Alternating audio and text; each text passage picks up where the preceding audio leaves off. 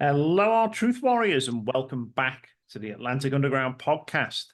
Now, we are compiling a health series in conjunction with our regular interviews, and we're going to call this the Hard to Kill series, where we promote health and benefits that people should know that might not be as easily publicized as we're finding all over social media and certainly in a lot of the medical dictionaries. Joining me to discuss each topic we will cover is the incredible Dr. Ross Anderson. And you may remember the episode that we did with Dr. Ross called The Hydrogel Hell, where we went over the live blood analysis that he does and what we saw under the microscope. Today's topic is one that's going to be very close to the hearts of many, either through loss of a loved one or of friends or personal experience in a battle that you may have had yourself. And this would be the big C, cancer itself. So firstly, I would like to welcome Dr. Ross Anderson back to the Atlantic Underground podcast. Hello, sir. Hello, Chris. Thank you so much for this opportunity. No, it's always great to talk to you. Thank you.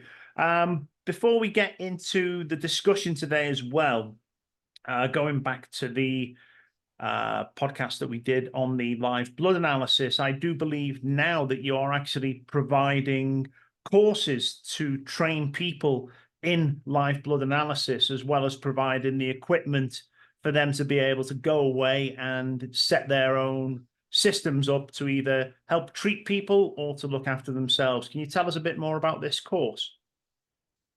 Well, live blood analysis in its current, what I consider most valid form on the planet, is known as morphologic hematology. And those are fancy words that mean live blood analysis. In other words, the hematology, the study of blood, morphology is the study of cells and life. So the blood is an interesting liquid. Everybody has lost some at some point in their life when they cut their finger, skinned their knee, or some other injury. And blood is the river of life. Without it, we don't exist. It's a very fascinating study when you start looking at blood and what it means, what it does, how it gets affected by everything that you can possibly imagine. So I was granted the privilege of taking over the discipline of morphologic hematology in 2005 from my instructor, Dr. Philip Hoekstra, who is now out of Mesa, Arizona. And he turned over the discipline to me. I have taught medical doctors, naturopaths, other physicians of various sorts, and numerous people who are not physicians. And everyone has loved the course. Some of my students had taken previous live blood courses from other instructors, and their conclusion at the end of the course that I teach was that the other instructors were teaching highly deficient material, some of it fraudulent and not even true, which is rather bizarre. But unfortunately, there is no regulation of live blood analysis as a discipline. So it comes down to who your teacher is, what they know, what their experience level is, and whether or not they're basing their teachings on science or what I call fantasy. Because there are people in live blood analysis who simply make stuff up as they go along, which is really sad. So what my students get is the real deal on a science basis and a massive amount of experience that I've had since 1995. So we are now looking at 29 years coming on 30 that I've been doing this. And I've done over 8,300 live blood exams in that time period, many of which are recorded, video or just with pictures. So I have a massive amount of video archive of live blood exams over the last 29 years. So the microscopes that I provide, and I have sold somewhere over 40 of them over the years, the microscopes that I provide are remarkable scopes of world-class quality. They are older scopes. However, older does not mean deficient in any way, shape, or form. Light microscopy reached the epitome of its abilities in the 1970s. And so the scopes that I have are from the 1980s. They're Zeiss West German scopes. I also have the scope that you see behind me to my left here is a Japanese scope, which is exceptional quality. Zeiss is probably the best on the planet, closely followed by a company called Leica out of Germany. And those are all competed with by Nikon, the epitome of photographic quality out of Japan. Olympus, another epitome of photographic quality out of Japan, who make incredible microscopes. Meiji out of Japan is this one here on my left, which is a fantastic microscope, and it is one of the ones that is available with excellent reproduction. There is one company out of Russia, actually, strangely enough, called Lomo, L-O-M-O, which has remarkable microscopes. And one of the students that will be attending my course the first week of April brought one of those scopes in to me that her male partner acquired a few years ago to do live blood analysis, but he never got to take a quality course. And so she's going to be attending, and she brought in that Russian microscope, which I am currently upgrading and adapting with a couple additional features. And it's a sensational microscope made by Lomo out of Russia. And those are available actually in North America. So microscopes are the big deal in live blood microscopy. You can buy $1,000 piece of junk made in wherever off of the internet, but it's not going to do the level of quality that you need if you really, really, really want to be good at live blood analysis. And hopefully the students that attend are those people that really want to be experts. And that's what we produce in our course. We produce experts that can do live blood analysis as a business. They can do it for their own interest, for their family and friends, or they can utilize it to augment their existing natural health care endeavors with phenomenal information that cannot be acquired in any other way. Yeah. So that's a little bit about the course. That's happening the first week. Yeah. First week of April, and we do have a couple of spots still open. Yeah, and if people want to get in touch with you in regards to contacting you and inquiring about the course, how do they get in touch with you? They're going to email my wife, Maureen, at MaureenO'Hearn19@hotmail.com. And she will forward to them all the information they need. We have the curriculum. We have a number of things that we send out to people who are interested in the course, so they can get as much education as possible. There is a couple of prerequisites, and those are YouTube videos on blood anatomy, the different kinds of cells and what they do and how it all works.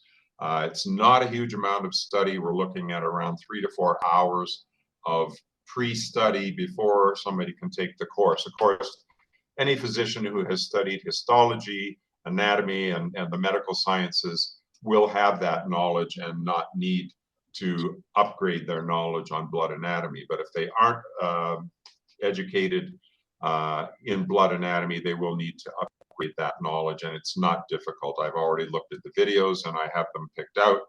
We can send people the links if they've got YouTube, and pretty well I think everybody does. Yeah. They'll be up to speed on everything we need to know before they come and attend.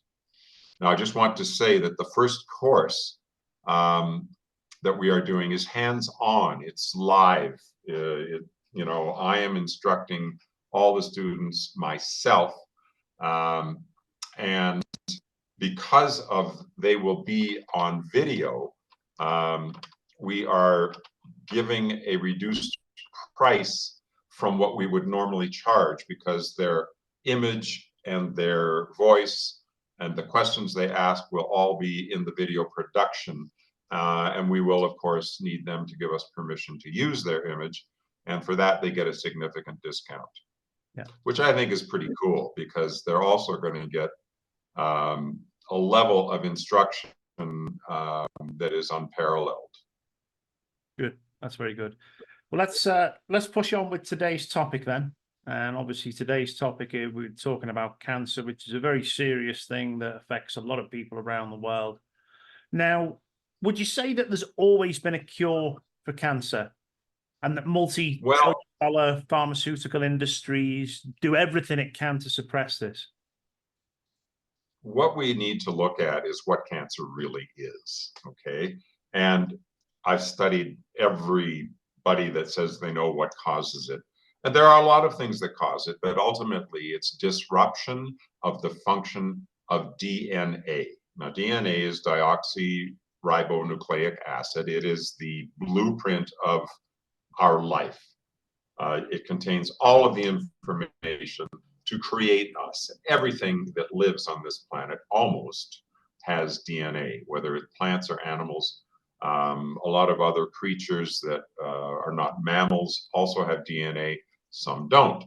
There are other forms of life, strangely enough, that operate in different ways.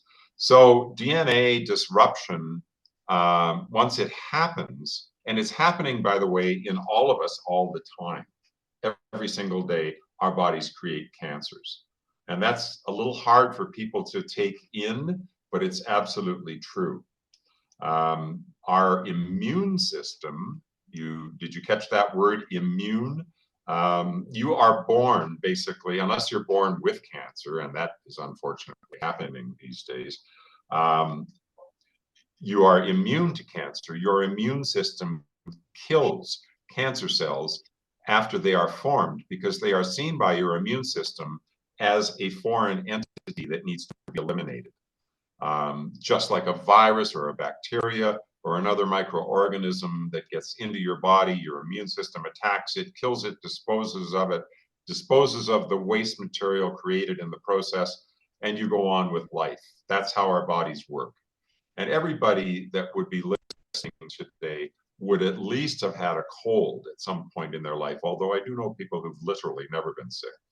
And so you understand what your body does when you get a flu virus, a cold virus. A cold virus, by the way, is a coronavirus.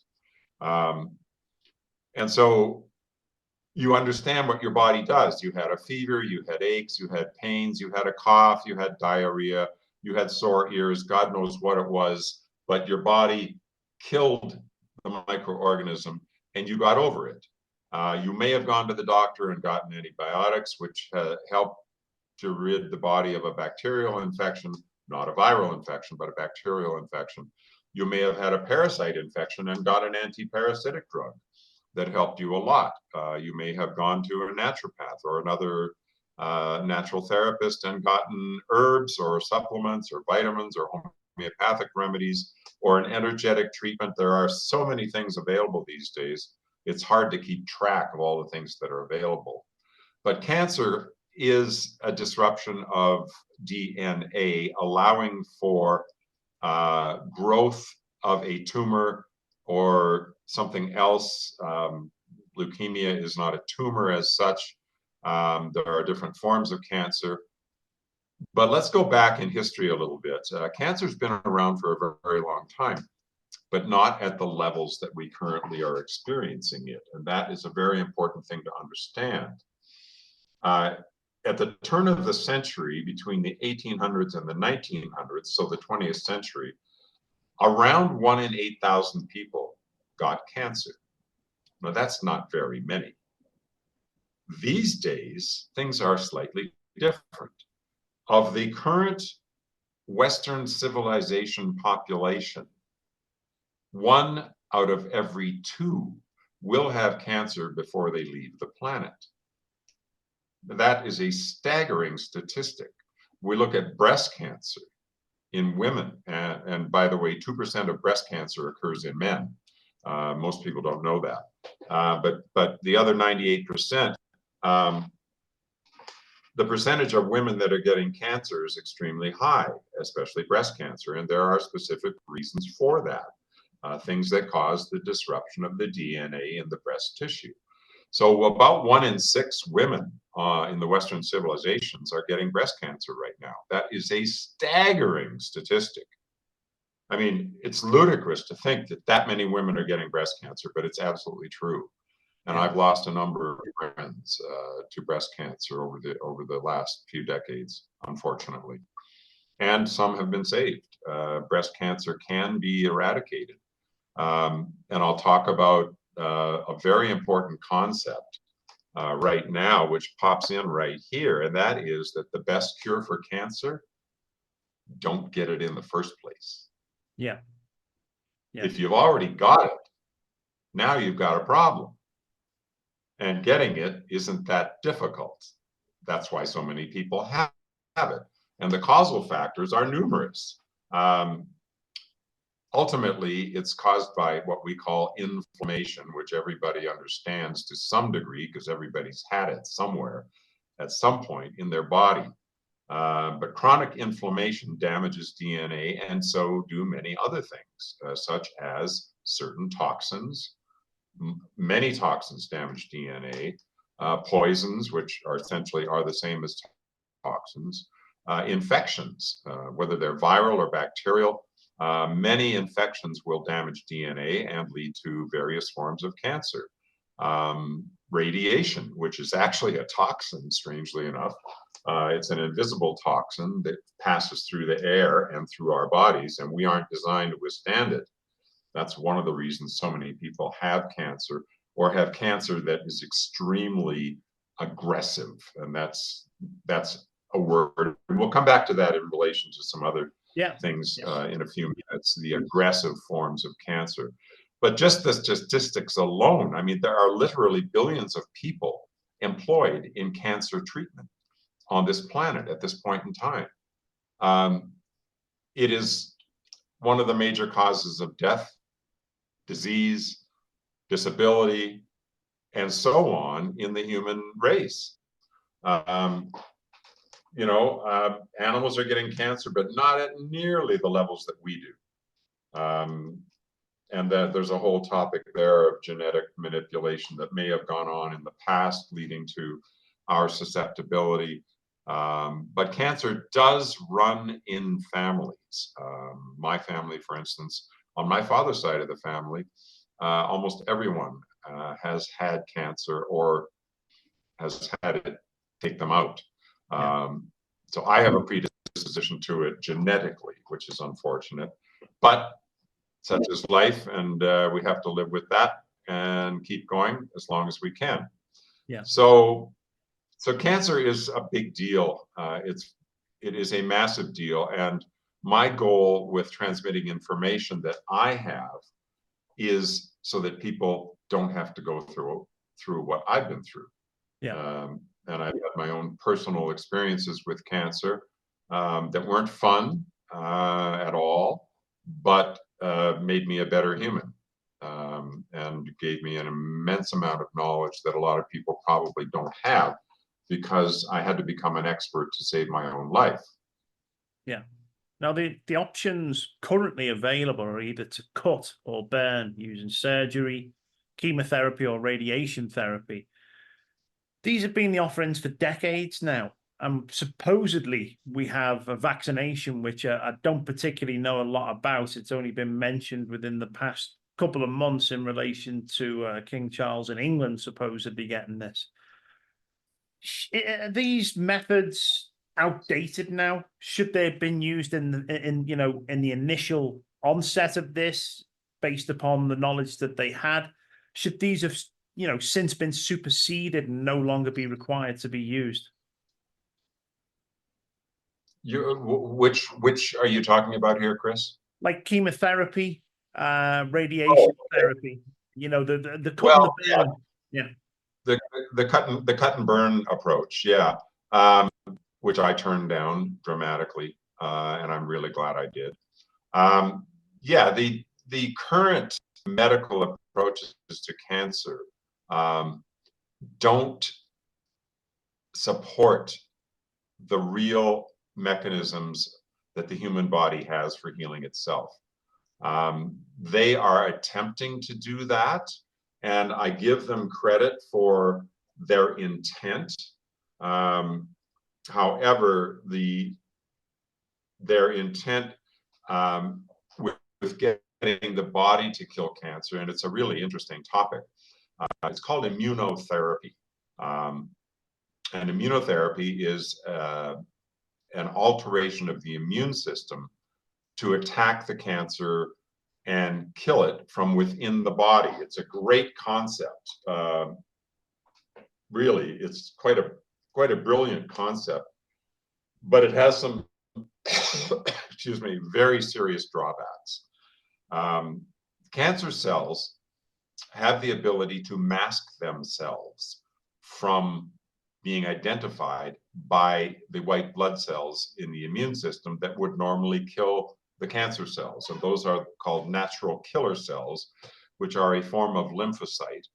And the other cell that kills cancer is called a macrophage, which is created in the tissues from a white blood cell called the monocyte.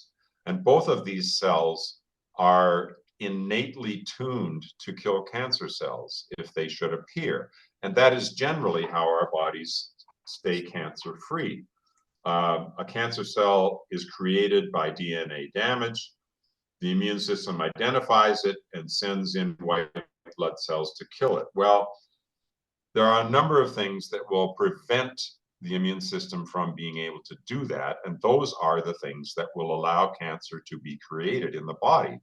And we talked about a few of them earlier: toxins, poisons, infections, stress, which is actually a toxin, electromagnetic radiation, which is actually a toxin, or many types of toxins. And who knows somebody that does not own a smartphone these days? Okay, and that smartphone in your pocket is irradiating your body every 3 to 6 minutes with a blast of radiation. And I have measured this with my state-of-the-art EMF equipment. For many years, I did electromagnetic radiation consulting and inspection in Canada. I inspected over 1,000 homes while I was there.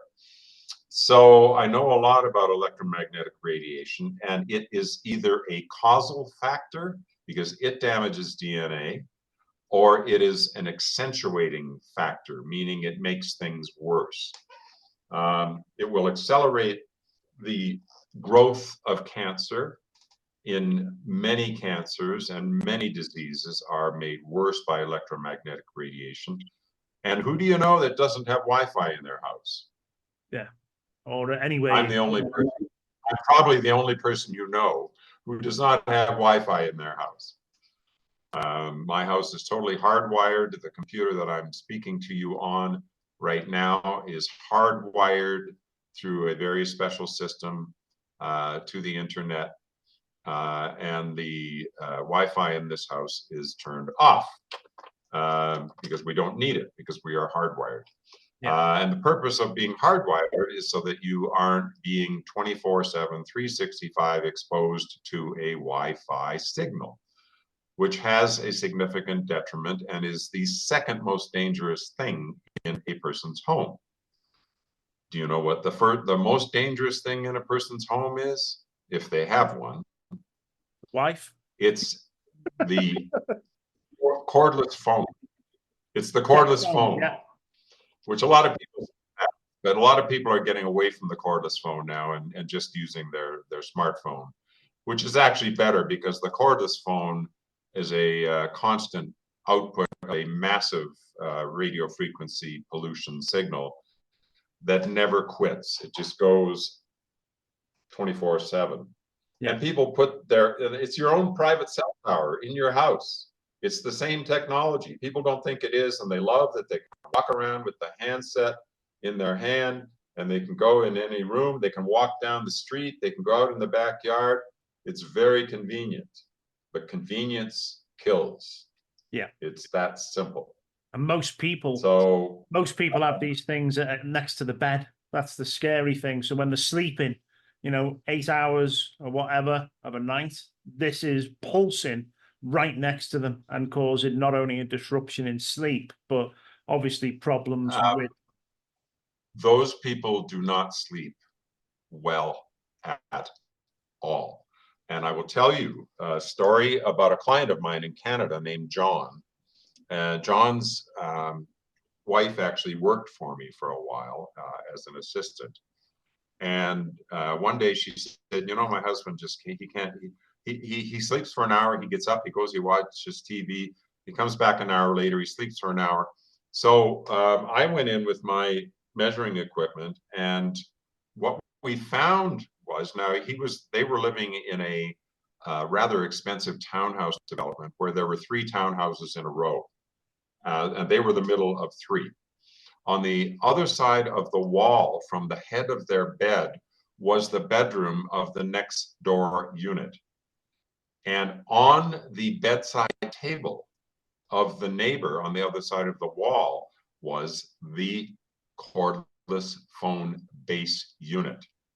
We measured the radiation on John's pillow, where he put his head to sleep at night, at 45,000 microwatts of radio frequency radiation. Now, let me give you a point of reference. Anything above 5 microwatts damages your DNA. So that smartphone people carry around in their pocket, and that the girls carry in their back pocket, and the guys carry a lot of them in their front pocket. Those smartphones, if in the front pocket of the guys, they're this far from the reproductive organs. In the women that carry it in the back pocket, they're this far from the ovaries, the reproductive organs. So there's a massive amount of radiation exposure to the reproductive systems of both men and women if they carry that phone in their pockets. Yeah. And it's every 3 to 6 minutes. It upgrades all of its information. And I've measured the blast that comes off of the phone that lasts from anywhere from 10 to 20 seconds to update all the information. And it's a huge blast of radiation. And not only so that's just one of the toxins that people are exposed to that are damaging our DNA. So back to the DNA thing. If your DNA is damaged and the cancer cells grow to a certain point, they now have their own level of intelligence. And that sounds crazy, but cancer cells are very smart. They can now mask themselves and be invisible to the white blood cells that would normally kill them. Once that happens, they can now grow as a tumor, and they can create their own blood supply to get their own nutrients from your own blood. And now you have a cancerous tumor. Now you are in very big trouble, because it will grow uninhibited as long as it's fed. And this is a very important point. What feeds cancer? Sugar. Sugar. You got it. Sugar.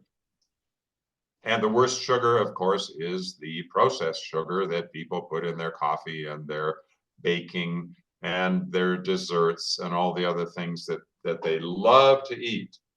We were brought up on sugar. My generation, oh my God, unbelievable. In the 50s and 60s, the amount of sugar that went into the canning and freezing that my mother did every year, that went into freezers in our basement. She actually purchased 2 100-pound sacks of sugar in late April or early May. And they sat in our garage with a scoop in whatever bag was being used at the time. And by October, when she had been canning and freezing and making pies and all the other wonderful things that she did, she was a, amazing kitchen talent. My mother came of Ukrainian descent, and she could cook like you wouldn't believe. So we had 200 pounds of white sugar packed away in all the preserves and freezing and pies and things that she made all summer long, that we ate all winter long. And that didn't include the candy and all the other things, you know, that my generation grew up on. Massive amounts of sugar. It's actually quite surprising that I'm even still alive and not a diabetic, but I've got a pretty good genetic code going on. Yeah. So sugar feeds cancer. One of the interesting technological breakthroughs in diagnosing cancer that I had done in 2005 is called a PET scan. And the PET scan is an interesting procedure. They have made it very, very dangerous now. When I had it in 2005, it was just a PET scan. And what they did was they injected a very small amount of radioactive glucose into me. And I checked out the dangers of this, and the dangers were almost nil. They injected radioactive glucose into me, and 45 minutes later, they ran me through a big tube that was the PET scan mechanism. It looked like an MRI machine, but it wasn't an MRI. It was a PET scan. And what the PET scan does is it shows places on the body that suck up the glucose in very high concentrations. So it will show cancer because the cancer sucks up the glucose a lot, as will any area of the body that is inflamed severely, such as an injury, a recent injury. So the PET scan will show cancer and injuries and other things quite accurately. Unfortunately, they have now combined the PET scan with a CAT scan, and the CAT scan uses a huge amount of radiation. They claim they get much more information from the combined PET-CAT, no pun intended, but the CAT scan gives a lot of radiation. I did have one in my life. Actually, I've had two at various times. And one of them was a good thing because it found something that needed to be dealt with immediately. So the PET scan is one of the diagnostic procedures, and they have really quite excellent diagnostic procedures, I have to say. You know, the medical profession is highly advanced, but they don't look at the inherent innate ability of the human body to heal itself. You know, is it normal to get cancer? Is the question. I don't think so. No. We get it because we are exposed to toxins, poisons, infections, and stress, and all kinds of other things that we weren't designed for. And that's the key phrase here. We weren't designed for what is currently going on in our society and in our environment. We were designed to live in the forest and wear minimal clothes, unless we're up north, eat what we could find and kill, and hang around the campfire at night and tell stories. And the only pollution there was the campfire smoke. That's what we were designed for. But we aren't living in that right now. We are living in an ultra polluted society in so many ways, and our bodies are succumbing to that DNA damage. And now we have a whole industry called cancer treatment. When I lived in Canada, in the Okanagan Valley, in a city called Kelowna, there was a separate building beside the hospital called the Cancer Center. And it was almost as big as the hospital. And there are, all through Canada, there are cancer centers in all the big cities. And they're massive because they are working with countless thousands and thousands of people that are coming down with cancer every single day. I will give you an example. I mean, I had brain cancer, which was surgically removed, and I got really lucky because I didn't have the nasty, nasty kind that has fingers and can't be totally removed. So I got very familiar with the Cancer Center, and I went and took courses there and did other things, and there were some diagnostics. But the Cancer Center itself has numerous doctors, oncologists working there, and treating people with cancer. I mean, that's what they do. And they look at other different approaches. The psychological is looked at. When you have cancer, you have fear of death, and everybody that has cancer has that because you don't know what it's going to do to you, or if it's going to grow, or if it's going to go away. So there are a lot of aspects to cancer that need to be looked at. And the Cancer Center in Canada are looking at some of those. But they're not looking at the people that are cancer-free after having it. And some of those people went through medical treatment. Medicine has a 2 to 6% success rate. Not where I want to put my money. No. No, and that's their statistics. That's not mine. That's their statistics. If I was going to go to a casino and there was only a 6% chance of winning, am I going to play that game? Maybe not. No. It's buying a lottery ticket, and the result of the lottery isn't what you really want. So ultimately, getting back to cancer, its causal factors, there are many.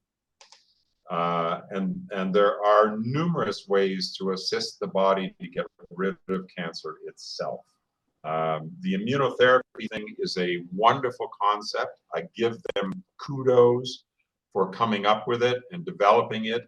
However, its success rate is questionable at best.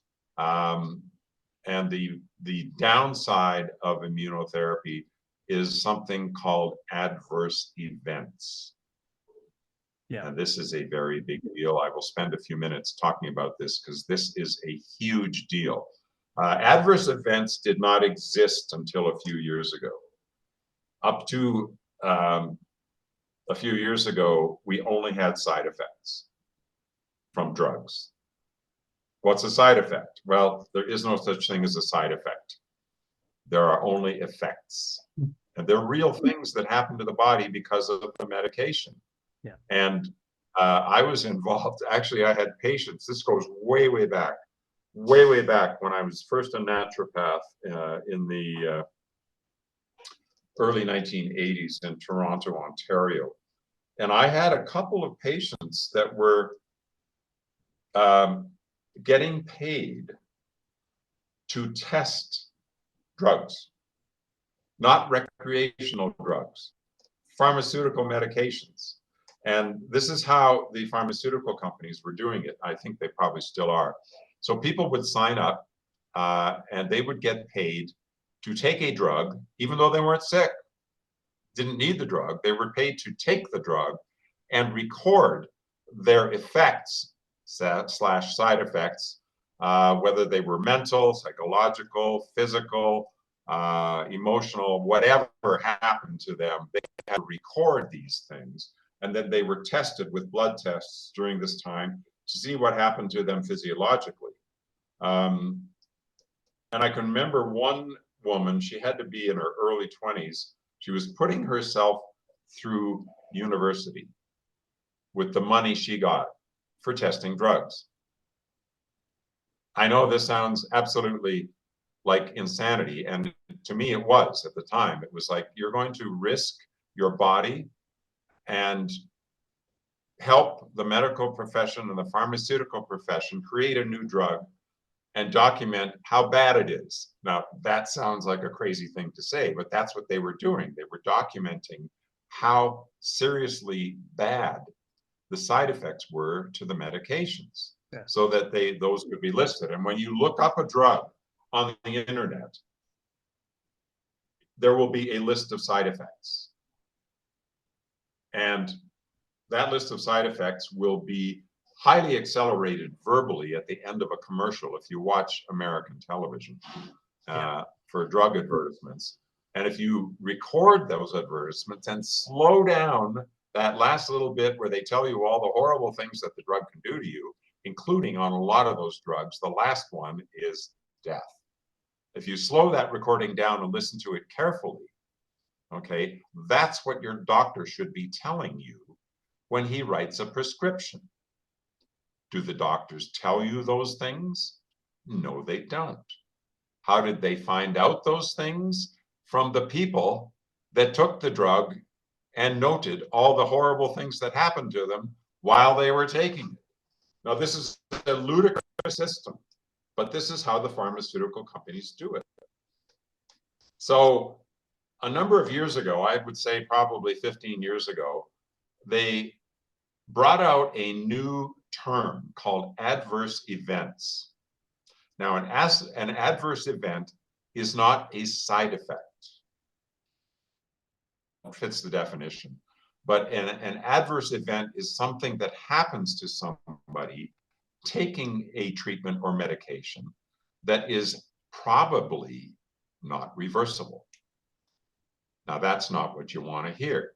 Now, I will give you an example, and that example is me.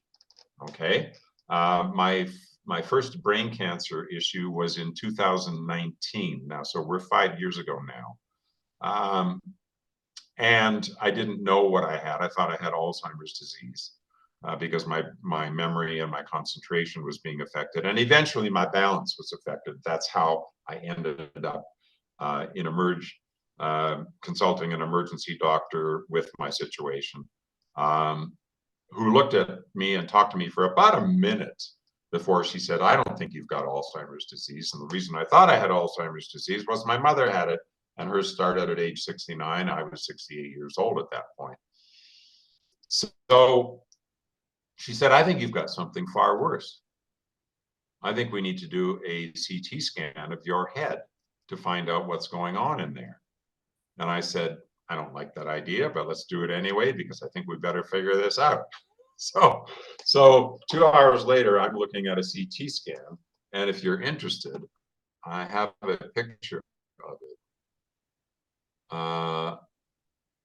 here somewhere. Hold it. Where did I put that? Oh, here we go.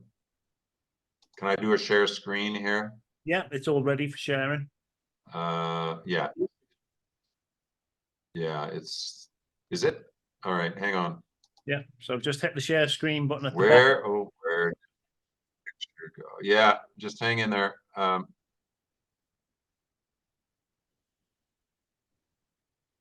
think it's in here, but I'll have to hang on. Yep, there it is. I got it. Okay. So I hit share screen at the bottom. Here we go. Share screen, and then click on the item that you want to share. Yeah. No, it's not happening.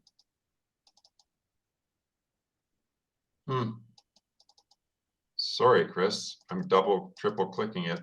Yeah, if you click that green arrow, it should open up a screen that says select the window or an application that you want. Yeah. And then that will be whatever you need to find on your computer there. It's not doing it. And I don't know why. I'm clicking on the share screen. Nope. Yeah, just one click on the green arrow. It opens the box up, and then you go straight to whatever it is you want to. Yeah, sorry, Chris, it's not happening. I'm clicking on the arrow. It's not happening. No worries. Is it a disruption of Zoom or my computer? I'm not too sure. When it comes to technology, that's why we have kids. Yeah, exactly. Okay, so I'm trying it again. Nope. No, don't worry about it. Well, I really want to show this picture, but it's not happening. Okay. Anyway, the point was 2 hours after this consult with the ER doctor, I'm looking at the CT scan of my head. And what I see there is rather disconcerting, actually terrifying, if it would be the right word, because I had a tumor in the middle of my brain, which was the size of a mandarin orange. And the mandarin orange thing is actually quite humorous when we get down the story a little bit further. So I'm looking at this CT scan going, uh-oh, this can't be good. Because I know what happens to people that have CT scans like this in most cases. So the rest of the story is interesting because I was immediately turned over to the head neurosurgeon at Kelowna General Hospital. And he scheduled me the next day for a biopsy. Now, it is well known that biopsies spread cancer because they free up cancer cells that get into the bloodstream, and then the cancer can spread to somewhere else in your body. So the creator, my guides, my angels, whoever you want to say is responsible for this, said, no, that's not a good idea. We don't want a biopsy. So they sent the head neurosurgeon away to an emergency conference. And I was turned over to a young hotshot neurosurgeon who had recently come to the Okanagan Valley to live and practice at the hospital, who was also a member of a team of neurosurgeons. There were a total of 6 in his office. And I was turned over to him. He looked at my CT scan and he said, no, he said, we don't need to do a biopsy. He said, I think this thing may be encapsulated and we want to do an MRI. So I spent the night in the hospital, barely got an hour's sleep if I was lucky. And the next day I got an MRI on my head. And I didn't have to wait 3 months like most people because it was an emergency situation. So early that afternoon, he had the results of the MRI and he came into my room and he said, we are going to remove this tumor because it's encapsulated. And I believe we can get the whole thing out with one surgery. And I said, seriously? And he said, yes. And I said, when would we want to do this? And he said, this was actually Monday, early afternoon. He said, Friday. And of course, I was in shock and said, seriously? He said, yeah. He said, we have an opening on Friday. We can do this. So I said to him, you know, we will get much better surgery out of me if I can sleep in my own bed. Now, it was a 7 to 8 minute drive to my home from the hospital. So I said, let me sleep at home. And he said, well, you'll have to come and spend the days in the hospital. And I said, no problem. So I got to go home and sleep in my own bed. And I had to spend the night in the hospital before the surgery because there was all kinds of things to do. First thing in the morning, they wanted me there. So I did that and didn't sleep that much, but not too bad, actually, considering I was in the hospital. So Friday morning, I wake up and I'm in surgery at 8 in the morning. It's a 5-hour surgery. It's rather disconcerting because going into brain surgery, you don't know what you're going to be like when you come out. They're going to be cutting through your brain. That's a big deal. A lot of people don't think it is, but let me tell you, it is a massive deal. Yeah. And so I woke up at 1 o'clock. Actually, I was in surgery at 7, out of surgery at noon, woke up at 1. My 2 sons had flown from Ontario while I was in surgery, and I opened my eyes and there were my 2 sons. So it was quite lovely, really, to wake up and have that. The worst part of the whole ordeal was the catheter, which I can joke about now, but that was the least fun part of the whole ordeal, which was having that removed. Yeah. And luckily she was gentle and I got through it. So, but you wake up and strangely enough, I had not lost anything. I wasn't blind, I wasn't deaf. I could move my arms and my feet and my face and do everything I could do before I went into surgery. So let's just say I dodged a bullet on that one. Yes, so absolutely. Now, one of the things I wanted to ask as well, now ivermectin has been listed within PubMed, the NIH, as being something that has the potential to be an anti-cancer drug. Now, obviously, ivermectin has been something that's been used for treating parasites for so long. Would that Yeah. be anything to do with the connection with parasites, or is there something else within ivermectin that they think has the potential to be an anti-cancer drug? Well, it's an interesting question, Chris. I was first exposed to this concept um, just after my first brain surgery. And yes, there was a second one. We'll get to that later. Um, uh, a drug called fenbendazole, or Fenben, that was being promoted by a fellow who had stage 4 terminal cancer. And I can't remember, he's got a number of videos where he explains the process and of how he got onto this drug. At any rate, he took fenbendazole, and in 3 months he was cancer free. And he had been told he only had at the most a year to live. So there are numerous videos on YouTube about fenbendazole or Fenben. I took it myself. I don't know if it did anything because my cancer did return. It probably doesn't work for everybody, but it works for a lot of people. And fenbendazole is a dog antiparasitic medication.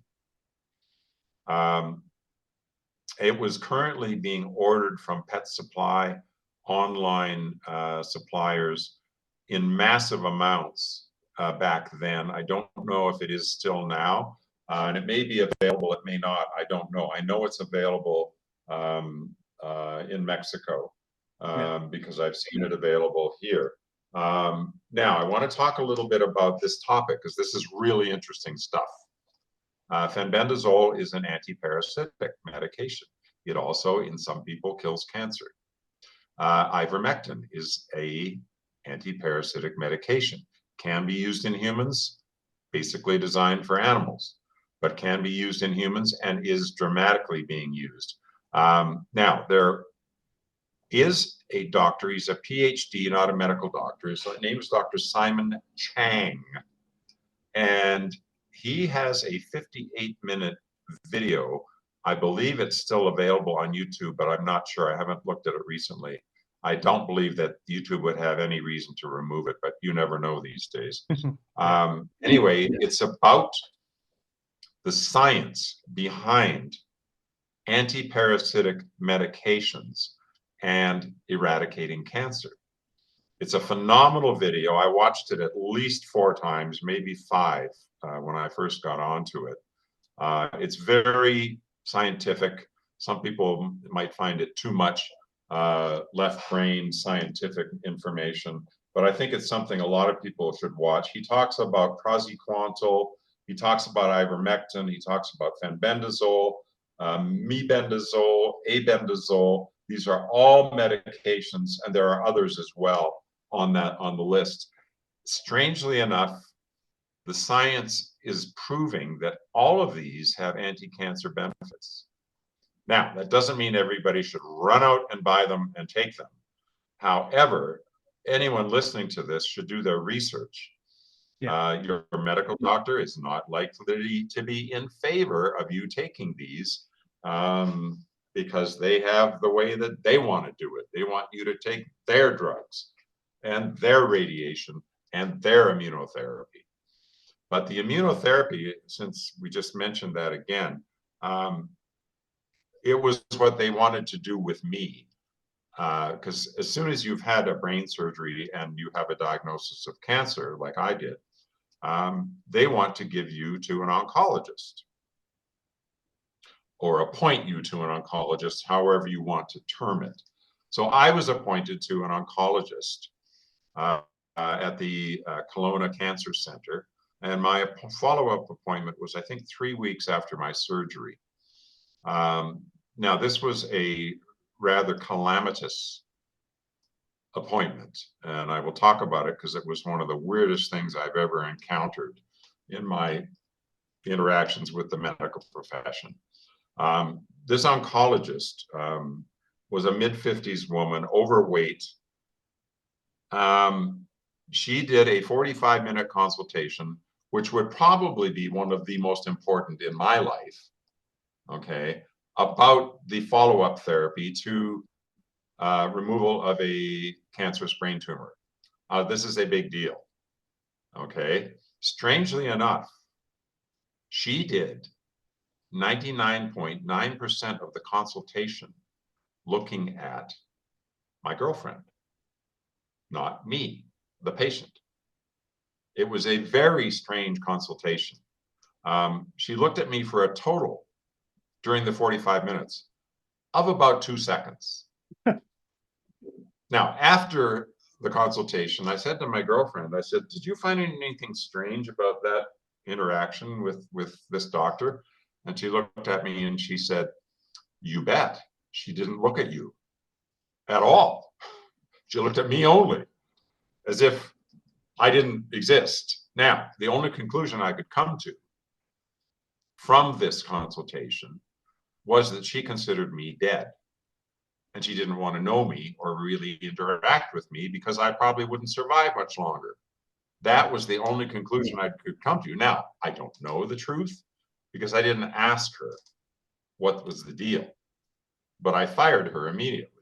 And I went to the front desk at the cancer center and I said, I will not return to be a patient of this woman. I need a different oncologist.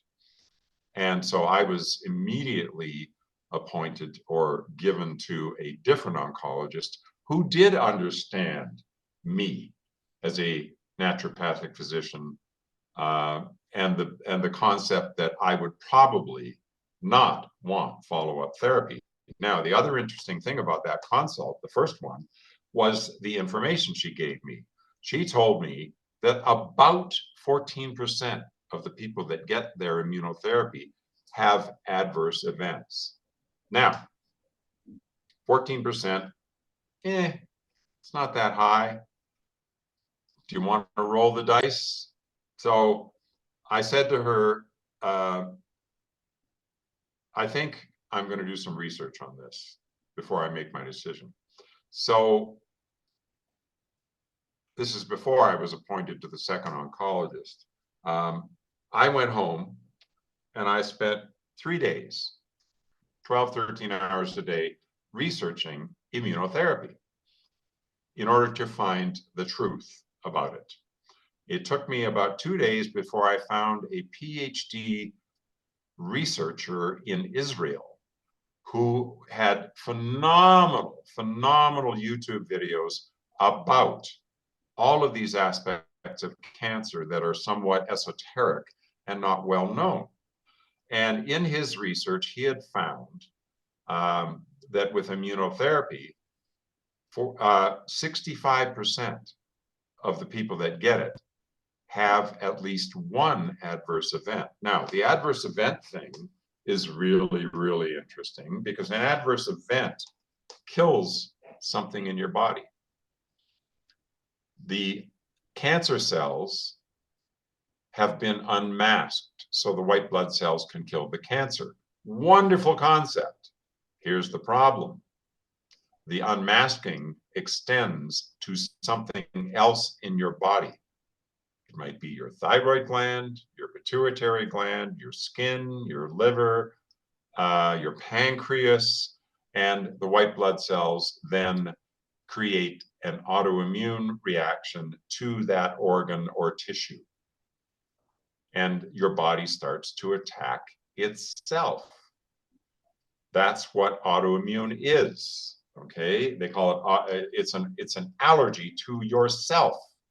Now, if it's an allergy to your blood, you've got a real problem because that's called lupus.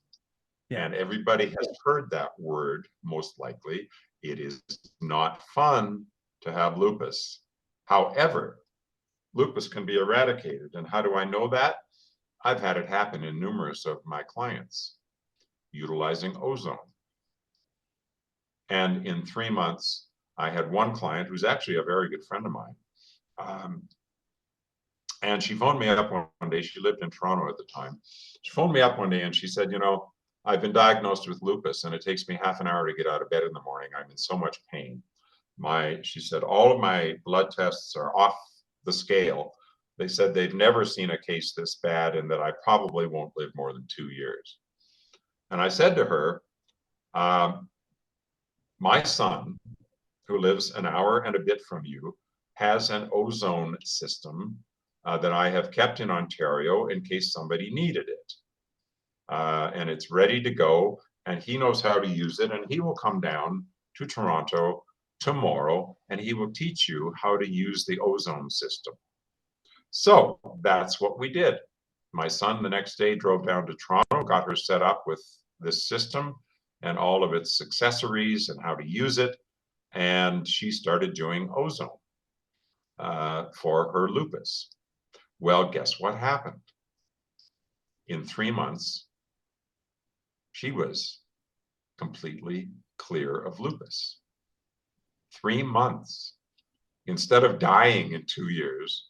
And now, and this is now about 17 years ago, by the way. This was in, this is a long time ago. She's still alive and thriving and using ozone periodically to keep herself in good shape. But they actually did something really interesting with her case. They de-diagnosed her. And to be de-diagnosed is really interesting. They told her that they had decided that she didn't have lupus in the first place, after they told her she had one of the worst cases they had ever seen. 3 months later, they told her they decided she didn't have it in the first place because her blood tests were so perfectly normal with no sign of lupus. So anyway, she's still alive and thriving, and she's a therapist, remarkable therapist who does incredible work. And I consider that a real good example of the butterfly effect. Yeah. I mean, this woman helps people. She helps people every day. And if she had left the planet, there would have been a lot of people that would not be helped with her therapeutic measures. Absolutely. Yeah. Now, there's been many treatments, though. There's been many treatments similar that have been successful over the years. And the people behind them, though, unfortunately, have been either shut down of what they were doing or stripped of their licenses as a medical practitioner to be able to practice. Yeah. Can you tell us, I mean, you're aware of a few of these things. Are you able to tell us about some of these treatments that were shut down, even though they were being successful? Okay, I'll tell you about one that I had personally. 2005 was my first cancer adventure, and it was a throat cancer called metastatic squamous cell carcinoma, which has an extremely high death rate within 5 years. That's a whole thing, and it's written up in an article that I wrote about my cancer adventures. I call them adventures because that's what I have to call them. And I don't like to consider myself a cancer victor, although I am definitely a survivor. I don't like to call myself a cancer victim because I don't like the word victim, being victimized. So in 2005, I had 4 severe traumas to my immune system during the last 6 months of 2004. The fourth one was a ski injury which tore up my right shoulder horrifically. There are 8 structures in a shoulder, and I tore 6 of the 8. I tore things that only professional athletes tear, and it was a ski injury in British Columbia, Canada at the time. And 2 weeks after the injury, I noticed a lump right here on my neck, my lower left side of my neck. And it was very small at first, about the size of an olive pit, which isn't that big, but it seemed a little strange to me that I had a lump. And the next day it was a little bigger, and the next day it was a little bigger, and it was growing very quickly. So I discovered it mid-December of 2004, which was 2 weeks after the ski injury that tore up my shoulder. And by mid-January, it had gotten about the size of a medium-sized plum.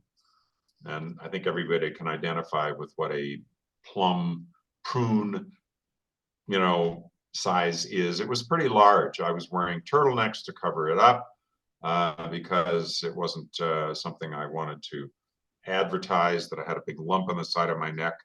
I was pretty sure it had to be a form of cancer of some sort. Lymphoma was my first guess.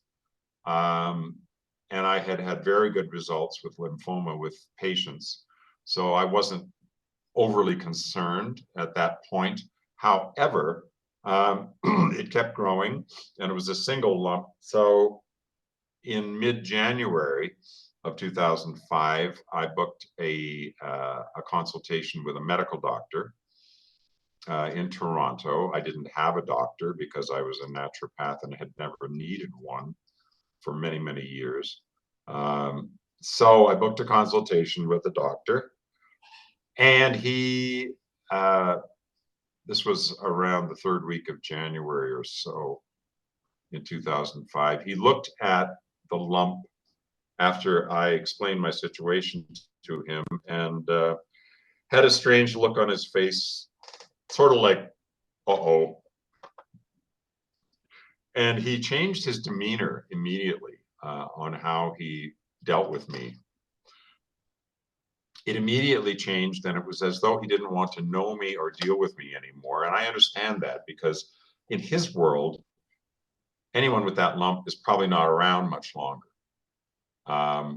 So he said, look, you have to see an ENT, ear, nose, and throat doctor about that. And I said, okay. And he said, go to my front desk and book an appointment. She'll book you an appointment with an ENT doctor. And I said, okay, sounds like what we need to do. I went to the front desk and I left with an appointment in 3 months. 3 months away.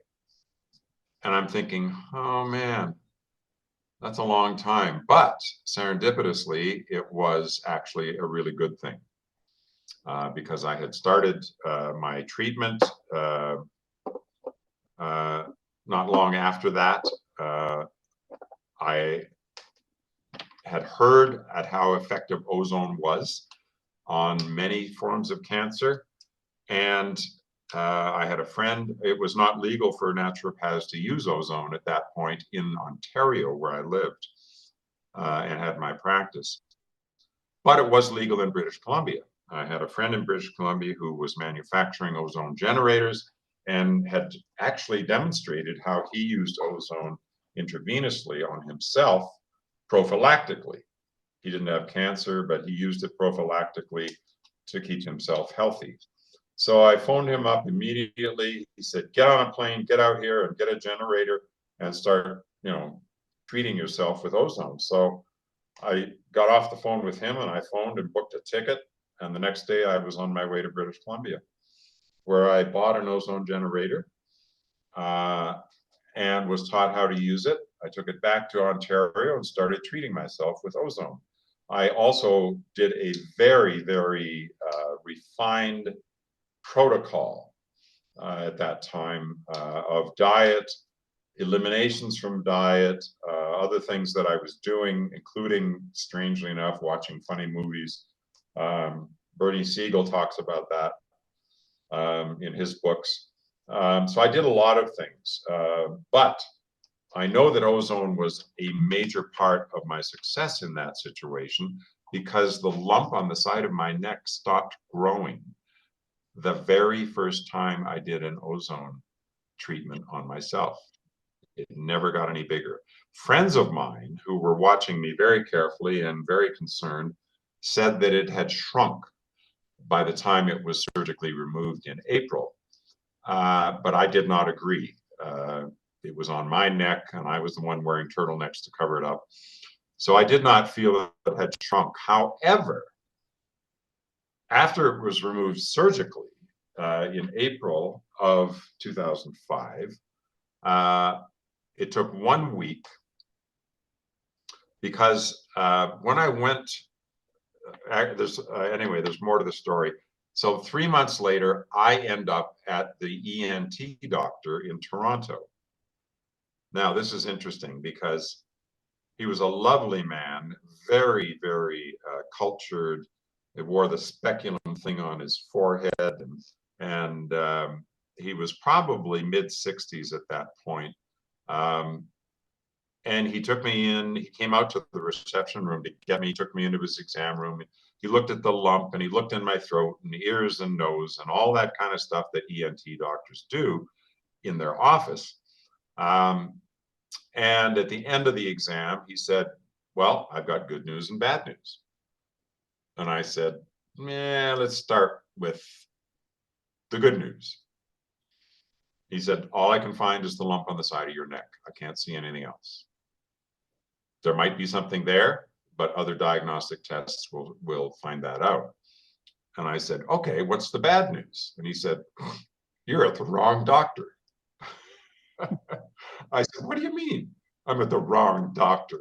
He said, you need an ENT surgeon. I'm not a surgeon. I'm just an ENT doctor. I don't do surgery. You need an ENT surgeon to remove that lump so it can be diagnosed as to exactly what it is, so that they can figure out how to treat you. And I said, okay, what do we do now? And he said, well, I'm going to book you for an ENT surgeon consultation at Mount Sinai Hospital, downtown Toronto. And I said, how long is that going to take? And he said, well, I'm going to fast track you as much as I possibly can. So I go to his front desk, and his receptionist books that appointment for me at Mount Sinai, and it's 10 weeks away. Once again, Chris, this is the grand plan that the Creator, my angels, my guides, whatever you want to call them, had to allow my protocol to keep working. Okay, so I end up at Mount Sinai Hospital. I think it was April 18th, as I recollect, 2005. And I think I'm just getting a consultation. In walks the head guy at the ENT department, and he looks at my lump and he says, and this is what he said exactly. He said, oh, that looks innocuous. Now, innocuous is an interesting word. It means not harmful, safe, friendly. It means a number of things if you look up the synonyms to the word innocuous. So, but then he says, but I think we should remove it anyway and send it to the lab so we know exactly what it is. And I said, yeah, let's do that. And I said, when can we do that? And he said, right now. I didn't know I was there for surgery. I thought I was there for a consult. And he said, no, we're going to do it right now. I'm going to have my resident here remove it. Shouldn't take more than 30, 40 minutes. So they froze the area around the lump with a local anesthetic. And the amazing resident, who was really cool, I can't remember his name now, but he actually, after his residency, shipped off to the United States because he figured he could make a heck of a lot better income in the US than in Canada, and I'm sure that was true. At any rate, he removed the lump from my neck and sent it to the lab, and off I went. Now, the word innocuous made me think, oh man, you know, it's probably not cancer. I should be good. So I go home, back to Peterborough, where I lived, and I buy myself a steak, some sweet potatoes, a bottle of red wine, and some veggies, and I cook up a real nice meal, which I hadn't had in months. I had been eating an extremely restricted diet, no alcohol, no coffee, all crazy, you know, I mean, really restricted. So I thought, you know, I'm going to celebrate. So for a week, I eased up on my diet restrictions. And 1 week later, exactly at 5 o'clock in the afternoon, the doctor from Mount Sinai Hospital phones me up and he says, I saw your file on my desk. I'm just heading out for the weekend, but I thought I should phone you and let you know what the lab report said. And I said, okay, great. And he said, the diagnosis is metastatic squamous cell carcinoma. And I said, that doesn't sound good. He said, nope. And I said, doesn't sound good at all. And he said, do your own research, you'll find out. So I had the internet. I spent the weekend researching that particular diagnosis. And by Monday morning, I was pretty upset. You could say scared, unnerved, whatever. There's a whole lot of words that could explain my mindset, because the life expectancy of somebody with that diagnosis with the medical profession was not very long. So I went through what I call my fear of death phase, which lasted about 3 weeks, where you wake up in the morning and you go into the washroom, look in the mirror and go, how long have you got? And really, it sounds a bit comical, but it's not, because that was exactly what I did. And it took me about 3 weeks to get myself out of that mindset, that I was not going to observe their reality. I would observe my own. And I had continued my treatment. I was back on my protocol completely, and even bumped up my level of ozone intake. And strangely enough, I had decided during the interim of all this to move to British Columbia, Canada. And the plan had been to move in with a girlfriend of mine, who unfortunately is no longer with us. We had had a long distance relationship for quite some time in British Columbia. I had always wanted to live there. So I figured, if I only have a short time, I would like to live somewhere really beautiful with somebody I really love. So I packed up my stuff and moved to British Columbia in May of 2005. When I got to British Columbia, I booked a consult with a naturopathic oncologist. The reason I call him that is because that's what he was treating. It was exclusively cancer. And this comes back to the question you asked a few minutes ago. Yes. His name is Dr. Jimmy Chan. Now, Jimmy Chan was a licensed naturopathic physician in British Columbia for many years. He was originally from Hong Kong, and Jimmy decided he was going to make a difference in the world by finding cancer treatments from the Far East that worked and were non-toxic and would be available in North America. Now, unfortunately, Jimmy was a radical, whatever you want to call him. He was doing incredible work, getting amazing results with cancer. And the reason I know this is because he had another naturopath working with him who had to be there. There always had to be a doctor on site because Jimmy had 8 medical doctors working for him who could not get licenses in Canada. They were highly educated, extremely accomplished in their own home countries, from places like Russia, Indonesia, Japan.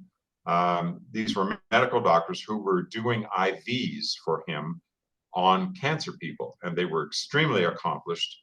I had only 2 treatments in his clinic because I was fully trained in IV and injections and those therapies. And I said to Jimmy after a couple of treatments, which were quite expensive, I said, look, Jimmy, why don't you just sell me all of the components of the IV treatments, and I'll go home and do my own treatment. I can do my own IVs.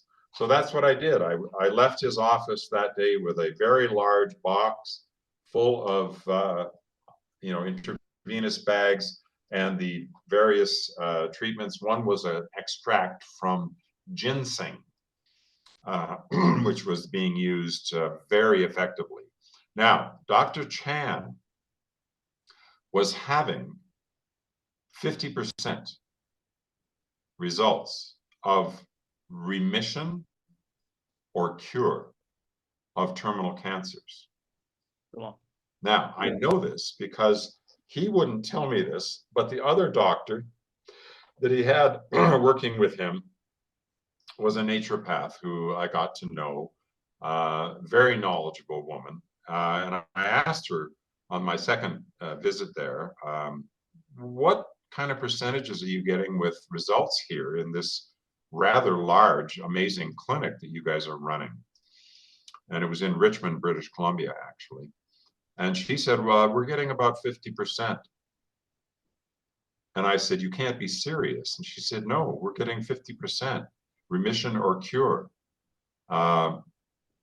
compared to between 2 and 6%. So what happened to Dr. Chan was quite horrific, really.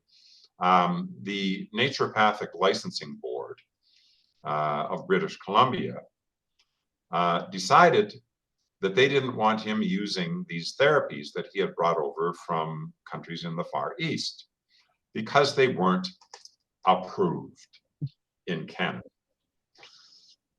even though they were miraculous and totally approved in their home countries.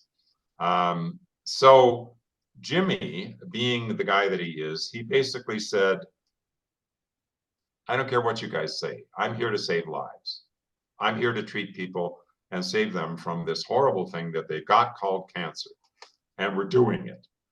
They didn't like that reply. And so they didn't suspend his license. They removed it permanently for life right across Canada. So they basically exiled him from the naturopathic profession.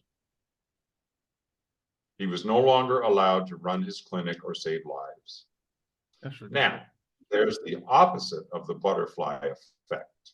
I don't know what to call it, but that action that they took against him probably destroyed a lot of lives, ultimately. Absolutely. Yeah. Because he was no longer allowed to do what he was doing for many years, doing very successfully. So that's just one example of how they squelch and quash therapies that work. Yeah. Speaking of different therapies, there are now literally hundreds of doctors who have either been murdered or have died suspiciously because they were treating. Now, there are all kinds of cancer doctors. I was really, really lucky in my early years of practice because I got to study under a doctor named Dr. Kerry Reams. Now, if you look this guy up, he had, I think, 3 PhDs. He had a chiropractic degree, a medical degree, an osteopathic degree, and a homeopathic medical degree, and others. He was incredibly accomplished. Dr. Reams ran cancer clinics in the United States utilizing natural therapies. And he spent time in jail 3 times. Now, Dr. Reams had extremely good results utilizing his natural therapies, which were based on something called the Reams biological theory of ionization, which is still being taught and utilized. And it's an excellent therapy. I used it for a few years back in, oh man, this is in the 80s, early mid 80s, somewhere in there.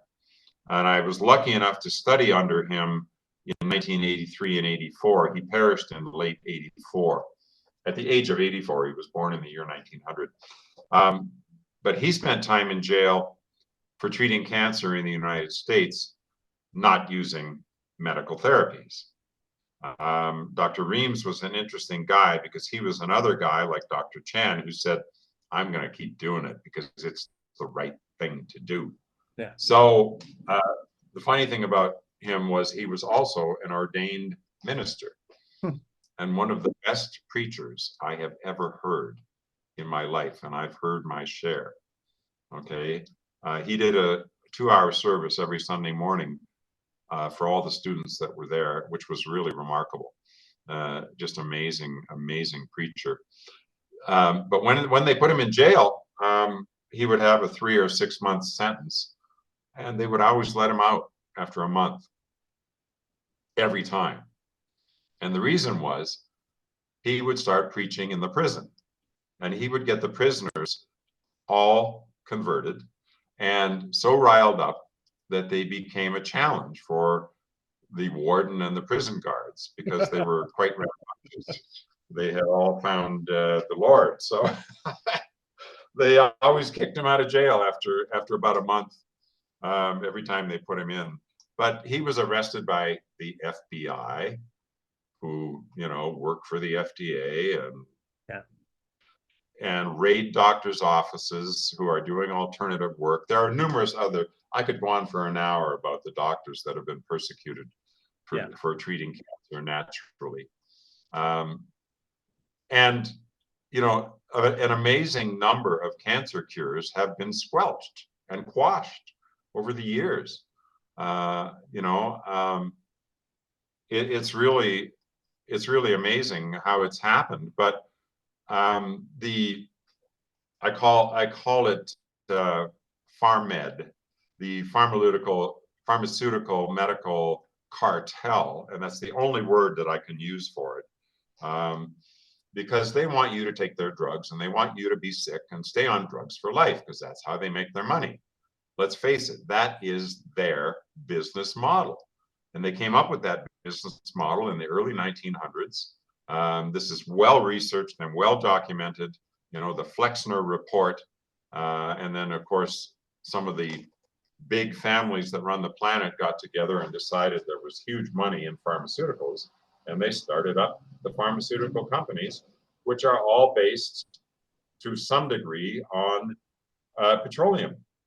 Yeah. So there's a huge hookup there between the big money in the US, in the world really, okay, the petroleum industry and the pharmaceutical industry. So ultimately, pharmaceuticals do have their place, but their place in a lot of challenges, health challenges, is in the garbage can, not in the vein or in the medicine cabinet. But the American public and a large a part of the Earth's population have been brainwashed to believe that the medical profession is the be-all, end-all for healthcare. Yeah. When I was 6 years old, I can remember being taken to the doctor by my mother. I can't remember what it was for. I think I had a sore throat or something. And I can remember looking at the doctor in his white coat. And I can remember thinking, this was God. And this person knows everything. And I have to absolutely follow his instructions. And on his desk, this is the funny part, on his desk, there was a pack of Camel cigarettes.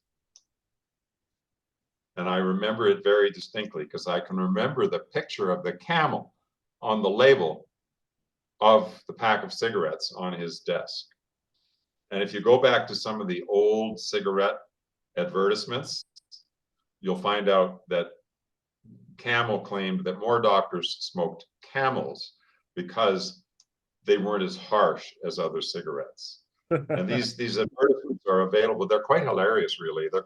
They're available on the internet. If you go and go to YouTube and just put in old cigarette ads, you'll find tons of them. It's really amazing from the 1940s and 50s. Some of these advertisements for cigarettes and cigars and other things. Yeah, I thought the doctor was a god. I really did. And that's the way I was brought up. My mother was a nurse. She thought doctors were all-knowing to some degree. However, she tried her darndest to keep me out of the doctor's office if she could. So I got to experience all of the childhood illnesses that the other kids were vaccinated for. I got them all. I got red measles, German measles, I got mumps, I got, I didn't get whooping cough, strangely enough, till I was 22 years of age, but I had all the childhood illnesses, chicken pox, I had that one, and I actually got to go through them. And I believe that's one of the reasons I'm still alive, is that my immune system is incredibly strong because it got the exercise that was necessary for it to become incredibly powerful. Yeah. I mean, with the immune system as well. I mean, we spoke with Dr. Sabine Hazan about a week ago. If people haven't seen that, just go to www.atlanticundergroundpodcast.com and you'll see all our interviews on there, including this one. Now, this was about the gut biome, and we were told that around 80% of our immune system is actually in the upper gastrointestinal tract. Now, are we seeing increases in cancer with decreases in immunity in people? Absolutely. And the immune system is dependent on what is called a healthy microbiome. That is a word that needs to be repeated, microbiome, and it means all of the friendly organisms living in your body. And we have more microorganisms living in us than we have cells in our body. It's in the quadrillions of critters. I call them critters. It's a pet word for them. But we have good critters and bad critters. Now, in the live blood exams that I do, we see some really interesting things. We see a lot of critters in the blood. Now, medical people will say, well, if there are critters in the blood, that person should be dead. No, our body is constantly killing them, cleaning them out, and disposing of them 24/7. Now, if that's the case, and it is in literally everybody, I doubt I have seen anybody that was completely free of microorganisms in their blood. So we have a microbiome in our blood and in our intestinal tract. We have a microbiome, strangely, women have one in their reproductive system that we don't have because we are external and they are internal. Microbiomes are extremely important parts of staying healthy. And if you don't have a healthy microbiome, you can't have a healthy immune system. Now, I want to mention something here about getting the microbiome damaged. It's really easy. And there are some esoteric methods of damaging it that a lot of people don't know about. And this will be information that some of the people watching this will be going, are you kidding me? That's real? But it is real. Let's take a crazy one that nobody considers. And a lot of people have consumed in massive amounts. Now, when I was a kid, the water coming out of the tap and out of the hose in our yard, to me, tasted like chlorine. Why? Because there was a heck of a lot of chlorine in it. Now, if you consume water that has chlorine in it, what is chlorine designed to do in water treatment? Kill the bacteria. Kill bacteria and other bugs. Exactly. That's why they chlorinate the water for large cities. Okay. So if you drink a lot of chlorinated water, you are killing your microbiome, healthy organisms in your intestinal tract. Okay. Everybody by now hopefully knows that antibiotics are killing healthy bacteria as well as bad bacteria. Let's say you get a bladder infection or a throat infection, and off you go to the doctor. And the doctor says, here's a prescription. I want you to take these for 10 days, and you should be okay. So you get the prescription filled, and you go home and you start taking the antibiotics. Well, what does the word antibiotic mean? It means against biology. So the antibiotic kills or stops the growth of bacteria and other microorganisms. So if you're killing, because there are two kinds of antibiotics, bactericidal, and the word cidal means kill, and bacteriostatic. and that word simply means stopped. So a bacteriostatic or bacteriostat, as they're called in the pharmaceutical profession, will stop the reproduction of the microorganism, or, and this is really important, simply alter the function or appearance of that microorganism. And this happens a lot. This is about a 3-hour presentation, and we'll go over it in 3 or 4 minutes. If a bacteria is simply altered so that it no longer inhabits the throat or the bladder or wherever it's doing its nasty thing, okay, but is allowed to stay in the body, in the bloodstream, and now you think the infection's gone. It's not. It's still in your body. It's just in a form. And all of this work was done, the research on this was done and published by an amazing researcher named Dr. Lyda Matman, who's no longer with us. She became a very good friend of mine. I have her book here called Stealth Pathogens. This work was done and published many years ago. The medical people don't look at this research. They don't understand it. If they did, they would probably do a lot less prescribing. Now, some medical doctors will tell you, because they do know about this, they will tell you, you know, these antibiotics are going to create some problems with your intestines and your bacteria, so you need to eat yogurt or kefir or, you know, lactic acid fermented vegetables to support your microbiome. They will tell people this. They won't tell you, and some will, but very few will tell you to take a probiotic complex that has lots of good bacteria in it. Now, the problem with the probiotic complexes is they don't have enough. There are between 600 and 800 different species of friendly bacteria living in a healthy microbiome. It's not easy to reestablish that. It took me decades. I am one of the ones that believed in the medical profession when I was a kid, and my mother was a nurse. And when I got acne at the age of 12, okay, and I still have the scar from my first big acne zit on my nose. I still have the scar from it. I was 12 years of age, and I had acne until I was 26. That's 14 years. If I had known what I know now, I would have been able to get rid of it very quickly.